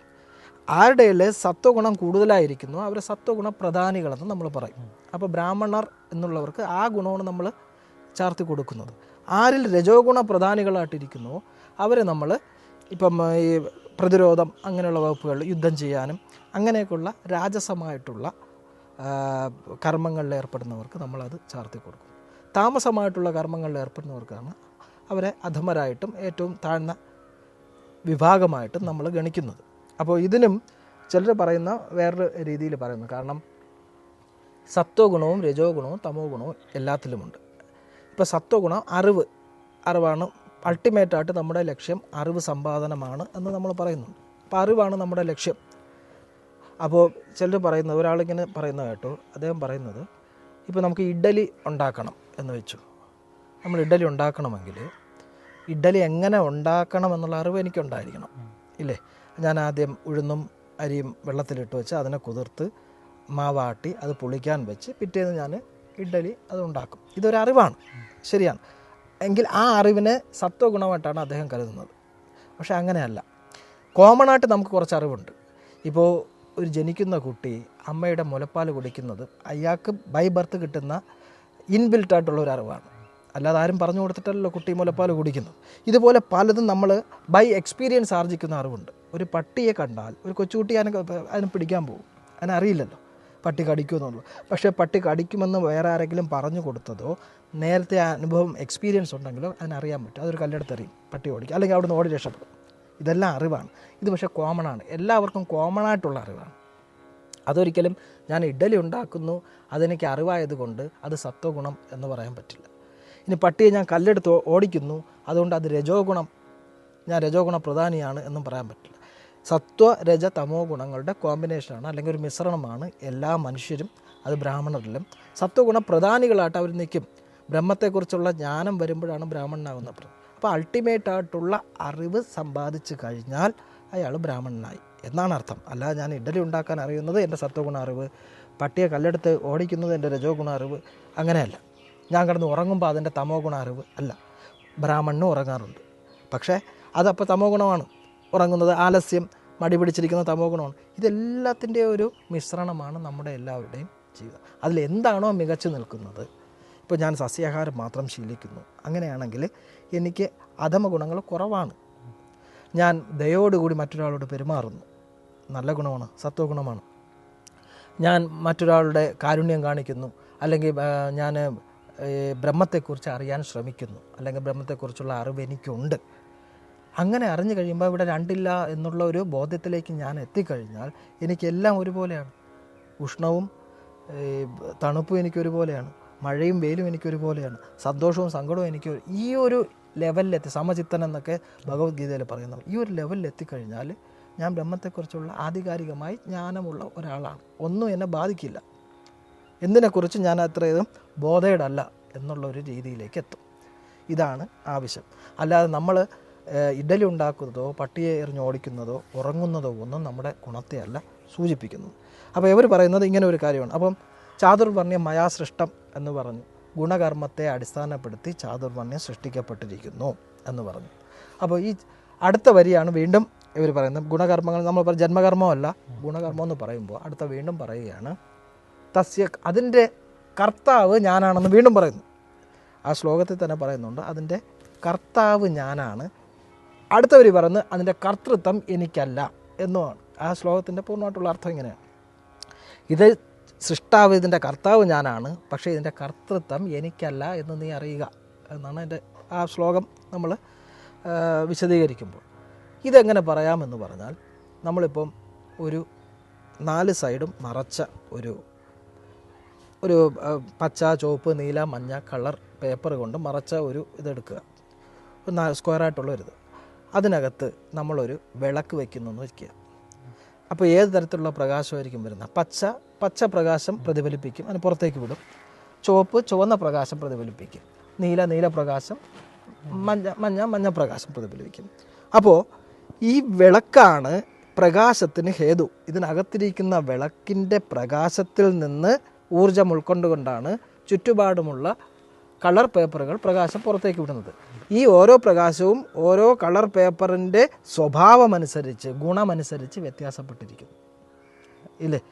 അപ്പം പുറത്തേക്ക് വിടുന്ന നീലപ്രകാശം എന്ന് പറയുന്നത് ഈ വിളക്കിൽ നിന്ന് സ്വീകരിച്ച പ്രകാശത്തെ നീല പേപ്പറിൻ്റെ സ്വഭാവം ഗുണമനുസരിച്ച് അത് നീലയാക്കി പുറത്തു വിടും.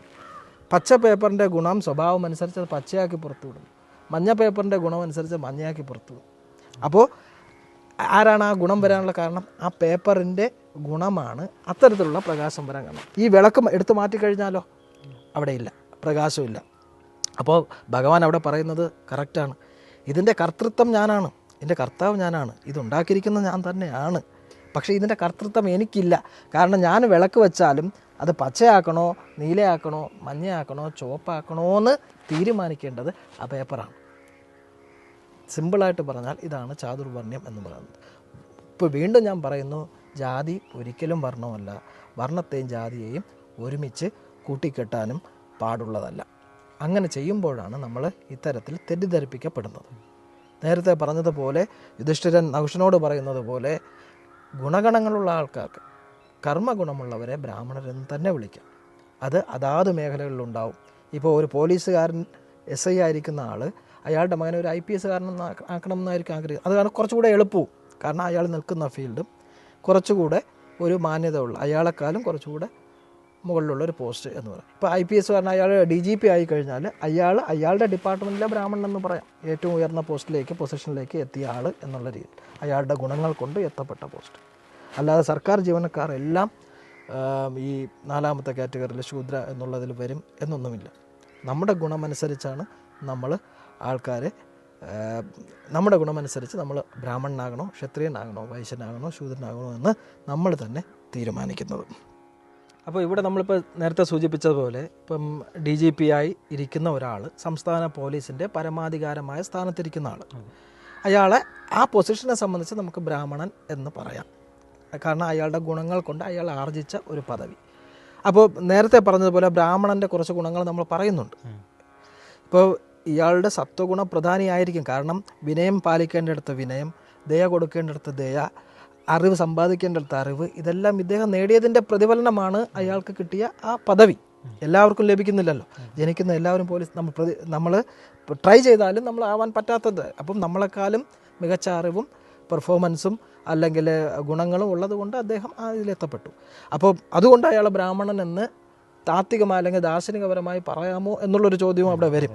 അയാളുടെ ഡിപ്പാർട്ട്മെൻറ്റിനെ സംബന്ധിച്ച് അയാൾ ബ്രാഹ്മണനാണ്, സത്വഗുണ പ്രധാനിയാണ്. എങ്കിലും ബ്രാഹ്മണൻ അനുവർത്തിക്കേണ്ട, അയാൾക്ക് ബ്രഹ്മജ്ഞാനം ഉണ്ടാകണമെന്നില്ല. ആത്യന്തികമായ അൾട്ടിമേറ്റ് അറിവിൽ അദ്ദേഹം എത്തിയിട്ടില്ല. അങ്ങനെ ആത്യന്തികമായി എത്തേണ്ട അറിവിലേക്ക് എത്തിക്കഴിഞ്ഞാൽ പദവികൾക്ക് അവിടെ ഒരു പ്രസക്തിയുമില്ല. മനസ്സിലായില്ലേ? ചില നമ്മൾ ഈ ദിഗംബരന്മാരെന്ന് പറയുന്ന സന്യാസിമാരുണ്ട്. ദിക്കുകളാണ് അവരുടെ അമ്പരം, വസ്ത്രം. അവർ ഏറ്റവും അൾട്ടിമേറ്റ് ഒരു ഇതിലെത്തി, ഒരു തലത്തിലെത്തി. അതിനപ്പുറത്തോട്ട് അവർക്ക് പോകാനില്ല. അപ്പോൾ അവർക്ക് ദിക്കുകൾ മതി, നാണം മറയ്ക്കാനില്ല, ഒന്നുമില്ല, നമുക്കൊന്നും ഒഴിക്കാനേ ഇല്ല എന്നുള്ളൊരു കൺസെപ്റ്റിൽ അവരെത്തി. ഇവിടെ DGP ആയിരിക്കുമ്പോഴും അദ്ദേഹത്തിന് എല്ലാ ഗുണങ്ങളും, ബ്രാഹ്മണന് വേണ്ട എല്ലാ ഗുണങ്ങളും അദ്ദേഹം സാറ്റിസ്ഫൈ ചെയ്യുന്നില്ല. സത്വഗുണ പ്രധാനിയാണ് അദ്ദേഹം, എങ്കിലും അദ്ദേഹം കുറേ ഗുണങ്ങൾ സാറ്റിസ്ഫൈ ചെയ്യുന്നില്ല. എന്താണ്? ഒന്ന്, പണം സമ്പാദിക്കുക എന്നുള്ള ലക്ഷ്യം അദ്ദേഹത്തിനുണ്ട്. 2, നല്ല രീതിയിൽ ജീവിക്കുക എന്നുള്ള, അതായത് മറ്റുള്ളവരെക്കാളും കൂടുതൽ ഉയർന്ന തലത്തിൽ ജീവിക്കുക എന്നുള്ള ലക്ഷ്യമുണ്ട്. സുഖഭോഗങ്ങളിൽ ഏർപ്പെടുക എന്നുള്ള ലക്ഷ്യവും അദ്ദേഹത്തിന് ഉണ്ടായിരിക്കും, ആഗ്രഹവും ഉണ്ടായിരിക്കും. അത് തമസും രജസും ചേർന്നുള്ള ഗുണങ്ങളുടെ ഒരു കോമ്പിനേഷൻ അവിടെ. സത്വഗുണ പ്രധാനിയാണ് അദ്ദേഹമെങ്കിലും അദ്ദേഹത്തിന് ഈ ഗുണങ്ങളുടെ ആധിക്യവും അദ്ദേഹത്തിൻ്റെ ജീവിതത്തിലുണ്ട്. അതുകൊണ്ട് ബ്രാഹ്മണ്യം അദ്ദേഹത്തിന് അവകാശപ്പെടാൻ കഴിയില്ല. അങ്ങനെ അദ്ദേഹത്തിന് എത്താം. അദ്ദേഹം DGP ആയിരിക്കുമ്പോൾ അദ്ദേഹം സസ്യഭക്ഷണം ശീലിക്കുക, പൂർണ്ണമായും സസ്യബുക്കായിരിക്കുക. ഒരു മമതയോ അല്ലെങ്കിൽ ഇപ്പോൾ ഒരു ഉത്തരവ് അദ്ദേഹം നടപ്പാക്കുന്നതിന് ഇപ്പം സർക്കാർ എതിരായി പറഞ്ഞാൽ പോലും, അങ്ങനെ ചെയ്യരുതെന്ന് പറഞ്ഞാലും അദ്ദേഹത്തിന് ധാർമ്മികമായി അത് ശരിയെന്ന് പറഞ്ഞാൽ അദ്ദേഹം നടപ്പാക്കേണ്ടി വരും. മനസ്സിലായില്ലേ? നമ്മുടെ സാഹചര്യത്തിനനുസരിച്ചാണ് നമ്മൾ പ്രവർത്തിക്കുന്നത്. ഒരു DGPക്ക് കുറേ ലിമിറ്റേഷൻസ് ഉണ്ട്. അപ്പോൾ അവിടെ ധാർമ്മികത എന്നുള്ള അദ്ദേഹം മാറ്റിവെക്കും. സംസ്ഥാന സർക്കാരിൻ്റെയോ അല്ലെങ്കിൽ അദ്ദേഹത്തിൻ്റെ മന്ത്രിയുടെയോ ഓർഡറുകൾ അനുസരിക്കാൻ അദ്ദേഹം ബാധ്യസ്ഥനാണ്. ചിലപ്പോൾ ധാർമ്മികമായി ശരിയല്ലായിരിക്കാം. അപ്പോൾ അങ്ങനെ വരുമ്പോൾ അദ്ദേഹം ബ്രാഹ്മണ്യം എന്നുള്ള പദവിയിലേക്ക് അപ്പോഴെത്തുന്നില്ല. ഇതെല്ലാം അദ്ദേഹം ഓക്കെയാണ് ചെയ്യുന്നതെങ്കിൽ ഒരു പക്ഷേ അദ്ദേഹത്തിന് ആ പദവിയിലിരിക്കാനും സാധ്യമല്ല. ഒരു ബ്രാഹ്മണനെ സംബന്ധിച്ച് പദവികളൊന്നുള്ളതൊന്നും ഇല്ല. അദ്ദേഹം ആത്യന്തികമായി ഏത് തലത്തിലെത്തി, പരമമായ ജ്ഞാനത്തെക്കുറിച്ച് അദ്ദേഹത്തിന് ബോധ്യം വന്നാൽ പിന്നെ ഉള്ളതൊന്നും ഇല്ല. ഒന്നിനെക്കുറിച്ച് ഒരു അറ്റാച്ച്മെൻറ്റോ അറ്റാച്ച്മെൻറ്റ് വരുമ്പോഴാണ് നമുക്ക് ദുഃഖം ഉണ്ടാകുന്നത്. ഞാൻ എൻ്റെ എന്ന് പറയും, മമത. ഭഗവത്ഗീതയിൽ തന്നെ പറയും മമത എന്ന് പറയും. എൻ്റെ എന്നുള്ളത് വന്നു കഴിയുമ്പോഴാണ് ഈ പ്രശ്നം വരുന്നത്. ഒരു DGPക്കും കാണും എൻ്റെ കുടുംബം, എൻ്റെ ഭാര്യ, മക്കൾ. അതിനെക്കുറിച്ചൊക്കെ ചിന്തിക്കാൻ തുടങ്ങിക്കഴിഞ്ഞാൽ അവിടെ സന്യാസിമാരൊക്കെ സർവ്വസംഘ പരിത്യാഗി സന്യാസി എന്ന് പറഞ്ഞു. അവർക്ക് വസ്തുബോധമുണ്ട്. എന്താണ് വസ്തു? പ്രപഞ്ചത്തിലെ കാരണമായിട്ടുള്ള നിത്യനിദാനമായുള്ള സത്യവസ്തുവിനെ തിരിച്ചറിഞ്ഞവർക്ക് ഒന്നിനെക്കുറിച്ചും ഒരു ഇതില്ല. ഞാൻ അവരുടെ ഓർഡർ അനുസരിക്കേണ്ടവനല്ല, അല്ലെങ്കിൽ അങ്ങനെ അനുസരിക്കേണ്ട കാര്യമില്ല. എന്തിലും ഞാൻ സന്തോഷവാനാണ്. എനിക്ക് പരമമായ ബ്രഹ്മത്തെക്കുറിച്ചുള്ള ജ്ഞാനമുണ്ട്. ഇത് ഇല്ലാതിരിക്കുന്നിടത്തോളം ബ്രാഹ്മണ്യത്തിലേക്ക് അദ്ദേഹം എത്തിയിട്ടില്ല. പക്ഷേ സത്വഗുണ പ്രധാനിയാണ് അവകാശപ്പെടാം.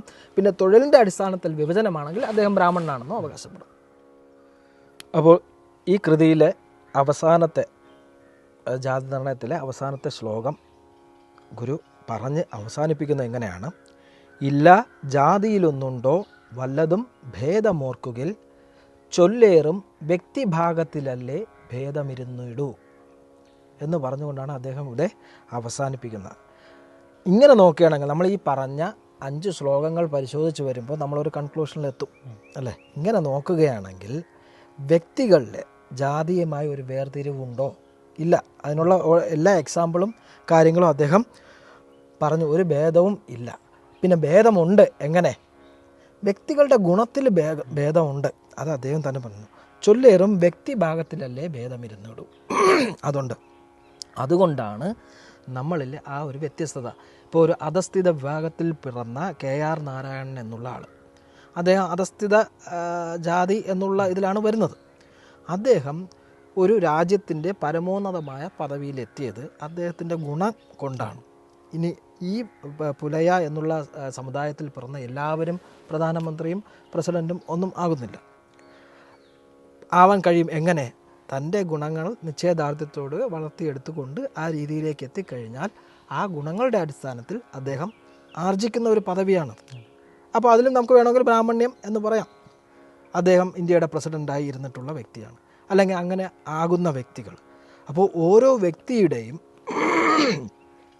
അവരുടെ ഗുണത്തിനനുസരിച്ച് ഭേദം ഉണ്ട് എന്നും കൂടെ ഇവിടെ ഗുരു സ്ഥാപിക്കുകയാണ്. അല്ലാതെ ഇപ്പം നമ്മൾ ഏത് കുലത്തിൽ ജനിച്ചാലും ഞാനിപ്പം ബ്രാഹ്മണനായി ജനിച്ചത് കൊണ്ട് എന്നെ പിടിച്ച് ISROയുടെ ചെയർമാൻ ആക്കാറില്ല, അല്ലേ? ഞാനിവിടെ പുലയനായോ പറയനായോ ജനിച്ചത് കൊണ്ട് ഞാൻ ഏറ്റവും ഈ തോട്ടിപ്പണി ചെയ്യണം എന്നുമില്ല. അപ്പോൾ പുലയനായി ജനിച്ചാലോ അധസ്ഥിതനായി ജനിച്ചാലും അവർണനായി ജനിച്ചാലും സ്വന്തം ഗുണഗണങ്ങളെ വർദ്ധിപ്പിച്ചുകൊണ്ട് ഒരാൾക്ക് അയാൾ ഉദ്ദേശിക്കുന്ന മേഖലയിൽ ഏറ്റവും നേതൃസ്ഥാനത്ത് എത്താൻ കഴിഞ്ഞാൽ അത് ബ്രാഹ്മണ്യം ആർജിച്ചതായി പറയാം. പക്ഷേ ബ്രാഹ്മണൻ എന്നുള്ള അർത്ഥത്തിൽ വസ്തുബോധം നേടുന്നതുവരെയും പൂർണ്ണമായി നമുക്കത് അംഗീകരിക്കാനേ കഴിയില്ല. കാരണം ബ്രാഹ്മണന് പറഞ്ഞ കുറേ ഗുണങ്ങളുണ്ടല്ലോ. യോഗാഭ്യാസം, തപസ് ചെയ്യുന്നതിനായിരിക്കണം, ദമം, ഇന്ദ്രിയ നിയന്ത്രണം. നമുക്കതില്ലാത്തൊരു കാര്യമാണ്. നമുക്ക് ആർക്കും ഇല്ലാത്ത, നമുക്ക് നിയന്ത്രിക്കാൻ പറ്റാത്തതാണ്. ഒരു ബ്രാഹ്മണൻ അതുണ്ടായിരിക്കണമെന്ന്. ഇത് യോഗസ്തപോ, ദമം, ദാനം ചെയ്യുക എന്നുള്ളത്. യോഗസ്തപോ ദാനം, സത്യസന്ധത പുലർത്തുക. ഇപ്പോൾ ഒരു ഉന്നത സ്ഥാനത്ത് ഒരു DGPക്കും ചിലപ്പോൾ അത് പുലർത്താൻ സാധ്യമായെന്ന് വരില്ല. അപ്പം ബാക്കി എല്ലാ മാനദണ്ഡങ്ങളും അദ്ദേഹം പാലിച്ചാലും ചിലപ്പോൾ ഇങ്ങനെ കഴിയാതെ വരുന്നത് കൊണ്ട് അപ്പോൾ അദ്ദേഹം ബ്രാഹ്മണനല്ല എന്ന് നമുക്ക്. സത്യം, ശൗചം, ശുചിത്വം അത് നമുക്ക് എല്ലാവർക്കും പാലിക്കാവുന്നുള്ളൂ. വ്യക്തി ശുചിത്വം ആണ് ഉദ്ദേശിക്കുന്നത്. സത്യം, ശൗചം, ദയ, ഇതിലുള്ള അറിവ്, സത്യം, ശൗചം, ദയാസുതം, വിദ്യാവിജ്ഞാനം, സയൻസിൽ അല്ലെങ്കിൽ അറിവ്, വേദത്തിലുള്ള അറിവ്, ആസ്തിക്യം, ഈശ്വരവിശ്വാസം, ഇത്രയും ലക്ഷണങ്ങൾ സാറ്റിസ്ഫൈ ചെയ്യുന്ന ഒരാൾ പൂർണ്ണമായ അത് ബ്രാഹ്മണനാണ്. ഇനി അതൊരു പറയനാണെങ്കിലും ഈ പറഞ്ഞ കാര്യങ്ങളെല്ലാം ഉണ്ടെങ്കിൽ നമുക്കവനെ ബ്രാഹ്മണൻ എന്ന് വിളിക്കാം. അപ്പം നമ്മുടെ സൊസൈറ്റി എങ്ങനെയാണോ അതിനെ വെച്ചിട്ടായിരിക്കും ആൾക്കാരെ വിലയിരുത്തുന്നത്. അപ്പോൾ സൊസൈറ്റി വെച്ച് വിലയിരുത്തുമ്പോൾ എന്താണ്, അവൻ എങ്കിൽ ബ്രാഹ്മണനാണോ? ഇപ്പോൾ താങ്കൾ ചോദിച്ച പോലെ ഇപ്പോൾ ചീഫ് സെക്രട്ടറി ആയിട്ടിരിക്കുന്ന ആളെങ്കിൽ ബ്രാഹ്മണനാണോ? ബ്രാഹ്മണനാവണമെങ്കിൽ അദ്ദേഹത്തിനും ആവാം. അദ്ദേഹം ഈ പറയുന്ന ഇത്രയും കാര്യങ്ങൾ സാറ്റിസ്ഫൈ ചെയ്തിരിക്കണം എങ്കിൽ അദ്ദേഹം ബ്രാഹ്മണനാണ്. ഇതൊരു പറയനാണ് ഇത്രയും കാര്യങ്ങൾ സാറ്റിസ്ഫൈ ചെയ്യുന്നതെങ്കിൽ അദ്ദേഹം ബ്രാഹ്മണനാണ്. തൽക്കാലത്തേക്ക് ഗുണങ്ങളുടെ അടിസ്ഥാനത്തിലാണെങ്കിൽ ആ ബ്രാഹ്മണ്യം നമുക്ക് അയാളിലും ആരോപിക്കാം. DGP ആയി അയാൾ എത്തേണ്ട ഒരു ഉയർന്ന പൊസിഷൻ, ചീഫ് സെക്രട്ടറിയായി എത്തേണ്ട ഒരു ഉയർന്ന പൊസിഷൻ, പ്രസിഡൻ്റായി എത്തിയ ഒരു ഉയർന്ന പൊസിഷൻ, പ്രധാനമന്ത്രി ആകുന്നതും ഒരു സത്വഗുണം പ്രധാനിയായിരിക്കുന്നതുകൊണ്ടാണ്. ഭൂരിഭാഗം സത്വഗുണത്തിലായിരിക്കുന്നു. നമ്മുടെ പ്രധാനമന്ത്രി സസ്യാഹാരിയാണ്. അദ്ദേഹം ഒരു സന്യാസിയെ പോലെ ജീവിക്കുന്ന ആളാണ്. വേദങ്ങളിലും വിജ്ഞാനങ്ങളിലുമൊക്കെ അദ്ദേഹത്തിന് അറിവുള്ള ആളാണ്. അപ്പോൾ ഏകദേശം ബ്രാഹ്മണ്യത്തിൻ്റെ ഇത് വരുന്നുണ്ട്. സത്യസന്ധനാണ്. അപ്പോൾ അല്ലാതെ വരുന്നെങ്കിൽ മാത്രമേ നമുക്കത് പറയാൻ പറ്റാതുള്ളൂ. എങ്കിലും അദ്ദേഹം എത്തിയ പൊസിഷൻ വെച്ചിട്ട് നമുക്കതിലെ ബ്രാഹ്മണ്യം ആർജിച്ചു എന്ന് പറയാം. പൂർണ്ണമായും പറയാൻ കഴിയില്ലെങ്കിലും 70%, 60% അല്ലെങ്കിൽ 80% ഒക്കെ പറയാം. നമ്മൾ ചുറ്റുപാടുമുള്ള സമൂഹത്തെ വിലയിരുത്തി നമ്മൾ കാര്യങ്ങൾ ഉദാഹരണം പറയുന്നത് കൊണ്ടാണ് നമുക്കങ്ങനെ വേണ്ടി വരുന്നത്. അപ്പം വ്യക്തികളെ സംബന്ധിച്ച് അവരുടെ ഗുണങ്ങൾക്കും അനുസരിച്ച് അവരുടെ പദവികൾക്ക് അല്ലെങ്കിൽ അവർ ആർജിക്കുന്ന വർണ്ണത്തിന് വ്യത്യാസമുണ്ടാകും. ഇപ്പോൾ ഒരു DGP ഒരു അവർണനായിരിക്കുമ്പോൾ അദ്ദേഹത്തിൻ്റെ പദവിക്കനുസരിച്ച് അദ്ദേഹത്തിന് ബഹുമാനം സമൂഹത്തിൽ നിന്ന് കിട്ടും. അദ്ദേഹം അവർണനായതുകൊണ്ട് ആരും അദ്ദേഹത്തെ ബഹുമാനിക്കാതിരിക്കാറില്ല. അപ്പോൾ അദ്ദേഹത്തിൻ്റെ പദവിയാണ് അദ്ദേഹത്തിന് ആ ബഹുമാനം കൊടുക്കുന്നത്. പദവി ഈ ബ്രാഹ്മണർ, ക്ഷത്രിയർ, വൈശ്യർ, ശൂദ്രർ എന്ന് പറഞ്ഞത് ബ്രാഹ്മണർ അധ്യാപകർ ഇപ്പോഴും ഉണ്ട്, അല്ലെങ്കിൽ പഠിപ്പിക്കുന്നവരോ ക്ലാസ് എടുക്കുന്നവരോ ഒക്കെ നമുക്കതിൽ കൂട്ടാം. പ്രതിരോധ രംഗത്ത് വർക്ക് ചെയ്യുന്നവർ നമുക്ക് ക്ഷത്രിയർ എന്നുള്ള വിഭാഗത്തിൽ കൊടുക്കാം. ആർമഡ് ഫോഴ്സസിലൊക്കെ വർക്ക് ചെയ്യുന്നത് അവരെല്ലാം നമുക്ക് ക്ഷത്രിയർ എന്നുള്ള വിഭാഗത്തിൽ കൊടുക്കാം. മൂന്നാമത് വൈശ്യർ, ട്രേഡ് ചെയ്യുന്ന ആൾക്കാരുണ്ട്. പണം സമ്പാദിക്കുക എന്നുള്ള അർത്ഥത്തിൽ വാണിജ്യം ചെയ്യുന്ന ആൾക്കാർ അതിപ്പോഴും ഉണ്ട്, എപ്പോഴും ഉണ്ടാവും. നാലാമത്തെ ശൂദ്രർക്ക് സർവീസ്, ഇവർക്കെല്ലാം സർവീസ് ചെയ്യാനും ആൾക്കാരുണ്ടാവും. നമ്മൾ സ്വാഭാവികമായിട്ട് കാണപ്പെടുന്നത് പോലെ തന്നെ ഇത് മാറി മാറി മാറി ഇതിൽ ഒരുപാട് ഉപവിഭാഗങ്ങളുമൊക്കെ വന്ന് പോകുമെന്നേ ഉള്ളൂ. ഇത് നിലനിൽക്കും. വർണ്ണ്യ വ്യവസ്ഥ നിലനിൽക്കും എന്നുള്ളതാണ്. അത് സനാതന ധർമ്മത്തിലുള്ളതാണ്. അതിൽ നമുക്കൊരു മാറ്റം നമുക്കുണ്ടാവില്ല. നമ്മൾ ജാതിയെ വർണ്ണത്തിൽ അടിച്ചേൽപ്പിക്കുമ്പോഴാണ് ഈ ഒരു പ്രശ്നം വരുന്നത്. അപ്പോൾ ഗുരു ഇത് പറഞ്ഞുകൊണ്ട് നിർത്തുന്നു. അതായത് വ്യക്തിഭാഗത്തിൽ അവരുടെ ഗുണത്തിനനുസരിച്ച് ഭേദമുണ്ടാകും, അല്ലാതെ ജനനം കൊണ്ട് ജാതി നിർണ്ണയിക്കപ്പെടുന്നില്ല ഇത് തന്നെയാണ് നമ്മുടെ സനാതന ധർമ്മത്തിലും പറയുന്നത്. പക്ഷേ ചിലർ ഈ രീതിയിലല്ലായിരിക്കും അവർ പറഞ്ഞ് ഫലിപ്പിക്കുന്നത്, ഒരു വ്യത്യാസം ഉണ്ടാകും. അത് മനസ്സിലാക്കുന്നതിൻ്റെ അതെ അതെ അതെ. ഇപ്പം നമ്മൾ ഒരു കാര്യത്തെ സമീപിക്കും, നിങ്ങൾക്ക് ഏതിലാണോ ടേസ്റ്റ് അതിനായിരിക്കും നിങ്ങൾ ഉയർത്തിപ്പിടിക്കുന്നത്. ഇപ്പോൾ എനിക്ക് മോഹൻലാലിനോട് താല്പര്യമുണ്ടെങ്കിൽ മോഹൻലാലിൻ്റെ മോശം സിനിമയാണെങ്കിലും ഞാൻ എന്ത് ചെയ്യും, എനിക്ക് ഇഷ്ടപ്പെട്ട ചില രംഗങ്ങളെങ്കിലും വെച്ചിട്ട് അതിനെ ഞാൻ ഒന്ന് ബൂസ്റ്റ് ചെയ്യാൻ ശ്രമിക്കും. ഇതുപോലെ ഈ കാരണം അന്ന് ഈ മുലക്കരവും അതുപോലുള്ള ദുരിതങ്ങൾ അനുഭവിച്ച് വന്ന ഒരു തലമുറയുടെ എക്സ്പീരിയൻസ് ചെയ്യുന്ന ആൾക്കാർ അതിന് പിന്നീട് വരുന്നവരെന്ത് ചെയ്യുമെന്നറിയോ, അത് ആ രീതിയിൽ തന്നെ ഇങ്ങനെ ഒരു ഇതുണ്ടെങ്കിൽ അവരിത് എടുക്കില്ല, ഇതിനെ ബോധപൂർവ്വം മറന്നിട്ട് ആ ഒരു അടിസ്ഥാനത്തിൽ തന്നെ എടുക്കുന്നതുകൊണ്ടാണ് ആ ഒരു വ്യത്യാസം വരുന്നത്. ഇപ്പം രണ്ടും ഏകദേശം ഒരേപോലെ എടുക്കുന്ന ഒരാൾക്ക് അന്നത്തെ ഒരു ശരിയാണ്, അന്നത്തെ സാഹചര്യങ്ങളിൽ അങ്ങനെ ആയിരുന്നു, സംഭവിച്ചിട്ടുണ്ട്, ശരിയാണ്. പക്ഷേ അത് ഒന്ന് ബ്രിട്ടീഷുകാരുടെ തന്ത്രമാണ്, ജാതീയമായിട്ട് ഒരു വിഘടിപ്പ് ഉണ്ടാക്കിയതിൻ്റെ അടിസ്ഥാനത്തിലാണ് അതങ്ങനെ വന്നിട്ടുള്ളത്. അപ്പോൾ ഇതാണ് ആ കൃതിയെക്കുറിച്ച് പറയാനുള്ളത്. പിന്നെ അതിനുശേഷം ഇത് മാത്രമല്ല, അദ്ദേഹം പ്രബോധനാത്മകമായ വേറെയും കൃതികൾ എഴുതിയിട്ടുണ്ട്. പിന്നെ അതിനെ തുടർന്ന് അദ്ദേഹം 1903 SNDP യൂണിയൻ, ശ്രീനാരായണ ധർമ്മ പരിപാലന യോഗം അദ്ദേഹം സ്ഥാപിച്ചത്. കാരണം അദ്ദേഹത്തിൻ്റെ അഭിപ്രായത്തിൽ മനുഷ്യന് 2 രീതിയിലുള്ള പുരോഗതി ഉണ്ടാകണമെന്നാണ്. ഒന്ന് ഭൗതിക പുരോഗതി, 2 ആധ്യാത്മിക പുരോഗതി. ഇത് രണ്ടും ഒരു മനുഷ്യൻ്റെ ഉന്നമനത്തിന് വേണം എന്നാണ് അദ്ദേഹം നിഷ്കർഷിച്ചിരുന്നത്. അപ്പോൾ ആധ്യാത്മിക പുരോഗതിക്ക് അദ്ദേഹം 4 കാര്യങ്ങൾ വേണം എന്ന് പറയുന്നുണ്ട്.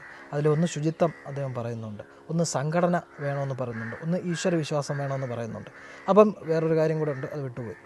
അപ്പോൾ ഈ 4 കാര്യങ്ങൾ സാറ്റിസ്ഫൈ ചെയ്യണം ഒരു മനുഷ്യന് ആധ്യാത്മിക പുരോഗതിക്ക് വേണ്ടിയിട്ട്. അതുപോലെ തന്നെ ഭൗതിക പുരോഗതിയും ആവശ്യമാണ്.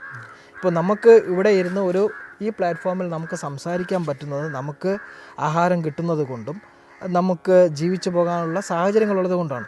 ഇപ്പോൾ എനിക്ക് എൻ്റെ ആഹാരത്തിനാണ് ഫസ്റ്റ് പ്രയോറിറ്റി എങ്കിൽ അത് ഇന്ന് കിട്ടുന്നതിന് ഞാൻ എന്തെങ്കിലും ജോലിക്ക് ഇന്ന് രാവിലെ പോയിരിക്കണമെന്നുണ്ടെങ്കിൽ ഞാനിത് ഒഴിവാക്കും. ഒരു ആധ്യാത്മിക ഫീൽഡിൽ വർക്ക് ചെയ്യുന്ന ആൾ, അല്ലെങ്കിൽ പ്രഭാഷണം നടത്തുന്ന ആളോ, അല്ലെങ്കിൽ സത്സംഗങ്ങൾ നടത്തുന്ന ആളോ ആയിരുന്നാലും ഭൗതികമായുള്ള നിലനിൽപ്പ് കൂടെ ആവശ്യമാണ് ഒരു മനുഷ്യന്. ഇത് രണ്ടും ഒരു നാണയത്തിൻ്റെ 2 വശങ്ങൾ പോലെയാണ്. അപ്പോൾ ആധ്യാത്മിക പുരോഗതിക്ക് ഇത്രയും വേണം, ഭൗതിക പുരോഗതിക്കും 4 ഘടകങ്ങൾ അദ്ദേഹം പറയുന്നുണ്ട്. അതും ആവശ്യമാണ് ഒരു വ്യക്തിയെ സംബന്ധിച്ച്. അതിൽ അദ്ദേഹം പറയുന്നത് കൃഷി ആവശ്യമാണ്, കൈത്തൊഴിൽ, സാങ്കേതിക വിദ്യ, അതും പറയുന്നുണ്ട് ഗുരു. നോക്കണം, അദ്ദേഹം ജനിച്ചിരുന്ന കാലഘട്ടത്തിൽ സാങ്കേതിക വിദ്യയൊന്നും അത്രയും ഇൻഫർമേഷൻ ടെക്നോളജിയെക്കുറിച്ച് നമുക്ക് ചിന്തിക്കാൻ പോലും കഴിയാൻ പറ്റുന്നില്ല. പക്ഷേ ആ സാഹചര്യത്തിലും ഗുരു പറഞ്ഞു സാങ്കേതിക വിദ്യയും വേണം ഭൗതിക പുരോഗതി. കാരണം ഭാവിയിൽ ഇങ്ങനെ വരാമെന്ന് അദ്ദേഹം ഒരു പക്ഷേ ദീർഘദർശിയായിരുന്നു, അദ്ദേഹം അത് കണ്ടിട്ടുണ്ടായിരിക്കും. അതുകൊണ്ടാണ് ശിവഗിരി തീർത്ഥാടനത്തിൽ ഈ 8 ലക്ഷ്യങ്ങളുണ്ട്. ഭൗതിക പുരോഗതിയുടെ 4 ലക്ഷ്യങ്ങൾ, ആധ്യാത്മിക പുരോഗതിയുടെ 4 ലക്ഷ്യങ്ങൾ സാറ്റിസ്ഫൈ ചെയ്യുന്നതിന് വേണ്ടിയിട്ട് ഈ വിഷയങ്ങളെ ആസ്പദമാക്കി അവിടെ പ്രഭാഷണങ്ങൾ നടക്കാറുണ്ട്. ഓരോ ശിവഗിരി തീർത്ഥാടനത്തിലും ഈ 8 വിഷയങ്ങളെ ആസ്പദമാക്കി അവിടെ പ്രഭാഷണങ്ങൾ സംഘടിപ്പിക്കാറുണ്ട്. അപ്പോൾ ഇതിലൂടെ സംഘടനയുടെ ശക്തരായി ഒരു സ്വാഭിമാനിയായിട്ടുള്ള ഒരു വ്യക്തിയായി, ജാതി മത ചിന്തകൾക്കതീതമായി ഒരു വ്യക്തി ഉണ്ടാകണം എന്നുള്ള ദീർഘദർശനമായിരുന്നു ഗുരുവിനുണ്ടായിരുന്നത്. അതിൻ്റെ അടിസ്ഥാനത്തിലായിരുന്നു അദ്ദേഹം പ്രവർത്തിച്ചത്. ആദ്യം ക്ഷേത്രങ്ങൾ കൊടുത്തു, ക്ഷേത്രങ്ങൾക്ക് ശേഷം വിദ്യാഭ്യാസം കൊടുത്തു. കാരണം രണ്ടാമത് വന്ന ക്ഷേത്രങ്ങൾ അത് ശ്രദ്ധിച്ചാൽ അറിയാം, ആദ്യമൊക്കെ അദ്ദേഹം വിഗ്രഹങ്ങളെയാണ് പ്രതിഷ്ഠിച്ചിരുന്നത്. പിന്നീട് അദ്ദേഹം എന്താ വെച്ചാൽ പ്രതീകാത്മകമായിട്ടാണ് ഈ കളവങ്കോട് കണ്ണാടിയാണ് പ്രതിഷ്ഠിച്ചിട്ടുള്ളത്. അതിൽ ഓം എന്ന് എഴുതിയിട്ട് കണ്ണാടി. അപ്പം എൻ്റെ പ്രതിബിംബം, ഞാൻ തന്നെ ദൈവമാണല്ലോ, നമ്മുടെ തത്വമസി അനുസരിച്ച് ഞാൻ ദൈവത്തെ തന്നെ ഞാൻ ദൈവമാണ്, എൻ്റെ പ്രതിബിംബം ആ കണ്ണാടിയിൽ കാണാം, അല്ലെങ്കിൽ നീ തന്നെയാണ് എന്നുള്ള ബോധ്യം ഉണ്ടാക്കുന്നതിന് പിന്നീട് അദ്ദേഹം പ്രതീകങ്ങളെ പ്രതിഷ്ഠിച്ചു. ഒരു തലത്തിലേക്ക് കൊണ്ടുപോയി. ഇപ്പോൾ ഒരു സാധകൻ, ഇപ്പോൾ നാരായണ ഗുരുവിനെ പോലെയോ ചട്ടമ്പി സ്വാമികളെ പോലെയോ ഒക്കെ ഉന്നത തലത്തിൽ ചിന്തിക്കുന്ന ഒരു ദാർശനികനായിട്ടുള്ള ഒരു വ്യക്തി ഈശ്വരനെ അറിഞ്ഞിട്ട് അവർക്കൊരു വിഗ്രഹത്തിൻ്റെ ആവശ്യമില്ല, ഒരു പ്രതീകത്തിൻ്റെ ആവശ്യമില്ലാതെ ഈശ്വരനെ മനസ്സിലാക്കിയിട്ടുള്ള വ്യക്തിയാണ്. ഒരു പക്ഷേ ഒരു സാധാരണക്കാരനെ സംബന്ധിച്ച് അത് സാധ്യമല്ല. ഇപ്പോൾ നമ്മളൊരു കുട്ടി എണ്ണാൻ പഠിക്കുമ്പോൾ, അവനെ സ്കൂളിൽ ചേർക്കുമ്പോൾ 1ാം ക്ലാസ്സിൽ പഠിക്കുകയാണെന്ന് വയ്ക്കൂ. ആ കുട്ടി നമ്മൾ എണ്ണാൻ പഠിപ്പിക്കുന്നത് എങ്ങനെയാണ്? ഇപ്പോൾ 10ൽ നിന്ന് 5 കുറയ്ക്കാൻ പറഞ്ഞാൽ അവൻ്റെ 10 വിരൽ നമ്മൾ എടുപ്പിക്കും. 10 വിരലെടുത്തിട്ട് 5 എണ്ണം മറക്കാൻ പറയും. 5 എണ്ണം മറക്കിയിട്ട് ബാക്കി ഉണ്ടാകുന്നത് 5 എണ്ണം. അപ്പോൾ 10 - 5 = 5 എന്ന ബോധ്യം, അമൂർത്തമായ സംഖ്യകളെക്കുറിച്ചുള്ള ബോധ്യം ആ കുട്ടിക്കുണ്ടാകാൻ നമ്മൾ മൂർത്തമായ അവൻ്റെ വിരലുകളെ ആശ്രയിച്ചു. ഇനി 20 ആണെങ്കിൽ അവൻ്റെ കാലിനെയും കൂടെ വിരലെടുക്കാൻ പറയുന്നു. അതിൽ നിന്ന് 10 കുറയ്ക്കാൻ പറഞ്ഞാൽ കയ്യിലെ 10 കുറച്ച് അവൻ കാലിൽ മാത്രമാണ്. അപ്പോൾ 20 - 10 = 10 എന്നുള്ള ബോധ്യം അവൻ്റെ മനസ്സിൽ കിട്ടും. ഇനി ഈ കുട്ടി വളർന്ന് SSLC-യിലാവുമ്പോൾ 500 - 250 കാൽക്കുലേറ്റ് ചെയ്യാൻ അവൻ 500 വിരലെടുത്തല്ല വയ്ക്കുന്നത്. മാനസികമായി കണക്ക് കൂട്ടാൻ അവൻ പ്രാപ്തനായി. അതുപോലെ വിഗ്രഹങ്ങളിലൂടെ, ക്ഷേത്രങ്ങളിലൂടെ ആദ്യത്തെ പടി, അതിലേക്ക് അടുത്ത പടിയായി കടന്ന് പ്രതീകങ്ങളിലൂടെ, ഒടുവിലൊരു പ്രതീകമില്ലെങ്കിൽ പോലും ഈശ്വരനിലെ എത്തിച്ചേരാൻ ഒരു മനുഷ്യന് കഴിയണം. ആ ഒരു പ്രാപ്തിയിലേക്ക് എത്തിക്കുന്നതാണ് എല്ലാ ദർശനങ്ങളും. അങ്ങനെയാണ് നമ്മുടെ 6 ദർശനങ്ങളും അങ്ങനെയാണ്. അത്രയധികം എന്താണ് വ്യത്യസ്തത കൊടുക്കുന്ന, എല്ലാവർക്കും വോയിസ് കൊടുക്കുന്ന വേറൊരിടവും നമുക്ക് വേറെ ഇല്ല അല്ലേ. 5 ഈശ്വര ദർശനങ്ങളും 6 ചാർവാക ദർശനങ്ങളും നാസ്തിക ദർശനം നമ്മൾ അക്സെപ്റ്റ് ചെയ്യുന്നത് അതുകൊണ്ടാണ്. ഇത്രയും വൈഡായിട്ടുള്ള ഏരിയ നമുക്കുണ്ട്, അതുകൊണ്ടാണ്. അപ്പോൾ ഗുരു അവസാനമായിട്ട് ചെയ്തത് സംഘടന കൊണ്ട് പ്രബുദ്ധരായി ഈ സംഘടന ശിവഗിരി തീർത്ഥാടനം സംഘടിപ്പിക്കുമ്പോൾ ഈ പറയുന്ന 8 വിഷയങ്ങൾ, ഭൗതികവും ആത്മീയവുമായിട്ടുള്ള 8 വിഷയങ്ങളിലെ പ്രഭാഷണങ്ങൾ സംഘടിപ്പിച്ചുകൊണ്ട് ജനങ്ങളെ ഉദ്ബോധിപ്പിച്ചുകൊണ്ട് പുതിയൊരു സമൂഹത്തിൻ്റെ സൃഷ്ടിക്ക് വേണ്ടിയിട്ടാണ് അദ്ദേഹം ശ്രമിച്ചുകൊണ്ടിരുന്നത്. നമ്മൾ തുടക്കത്തിൽ സൂചിപ്പിച്ച പോലെ ഒരു സാധകൻ്റെ ലക്ഷ്യം സത്യത്തെ തിരിച്ചറിയുക എന്നുള്ളതാണ്. നമുക്ക് മുന്നേ നടന്നുപോയ ഗുരുക്കന്മാർ, ഋഷിമാർ, ഇവരുടെ ദർശനങ്ങളാണ് നമ്മൾ അതിനുവേണ്ടി ആ ദർശനങ്ങൾ അല്ലെങ്കിൽ ആ മഹത്തുക്കളായിട്ടുള്ള ഋഷിമാരുടെ ദർശനങ്ങൾ, കൃതികൾ, ഇതിനെയെല്ലാം നമ്മൾ ആ വീക്ഷണത്തോടുകൂടി, ആ അന്വേഷണ ബുദ്ധിയോടുകൂടി അതിനെ സമീപിക്കുമ്പോഴാണ് യഥാർത്ഥ സത്ത എന്താണ് എന്നുള്ളത് നമ്മൾ മനസ്സിലാക്കി നമ്മുടെ ലക്ഷ്യത്തിലേക്ക് എത്താൻ സാധിക്കുന്നത്. രാജേഷ് ജി ഇപ്പോൾ ഇത്രയും നേരം സംസാരിച്ചത്, അദ്ദേഹം നിരന്തരമായിട്ട് 800-ലധികം പ്രഭാഷണങ്ങൾ ക്ഷേത്രങ്ങളിലും സാംസ്കാരിക വേദികളിലും നടത്തി വരുന്നത് നമ്മളെ ഇത് ഓർമ്മിപ്പിക്കാനാണ്. ഇതൊരു പ്രചാരണത്തിന് വേണ്ടിയാണ്. നമ്മുടെ ഗുരുക്കന്മാർ തുടങ്ങി വെച്ച സത്യത്തെ അല്ലെങ്കിൽ ആ ദർശനത്തെ മുന്നോട്ട് നമ്മൾ കൊണ്ടുപോകണം എന്നുള്ളത് നമ്മളെ ഓർമ്മിപ്പിക്കുകയാണ്. ഇത്രയും നേരം നമ്മളോട് ഈ സത്സംഗത്തിന് അവസരം നൽകിയതിന് രാജേഷ് ജിയോട് കോടി പ്രണാമങ്ങൾ അർപ്പിക്കുന്നു. രാജേഷ് ജി, ഇങ്ങേക്ക് നമ്മൾ മീ ടു മീ മെഡിറ്റേഷൻ ചാനലിൻ്റെ പ്രേക്ഷകരോട് ഒരു സന്ദേശം എന്നുള്ള രീതിയിൽ എന്താണ് നൽകാൻ ആഗ്രഹിക്കുന്നത്? ആദ്യമേ ഇവിടെ സൂചിപ്പിച്ചതുപോലെ തന്നെ ആധ്യാത്മിക രംഗത്ത് അറിവ് സമ്പാദിക്കുക എന്നുള്ളത് ആധ്യാത്മിക പുരോഗതി, നേരത്തെ സൂചിപ്പിച്ചതുപോലെ ഭൗതികവും ആധ്യാത്മികമായ പുരോഗതി ഒരു പൗരനെ സംബന്ധിച്ച് അല്ലെങ്കിൽ ഒരു വ്യക്തിയെ സംബന്ധിച്ച് ഒരു നാണയത്തിൻ്റെ 2 വശങ്ങൾ പോലെ തന്നെ ആവശ്യമാണ്.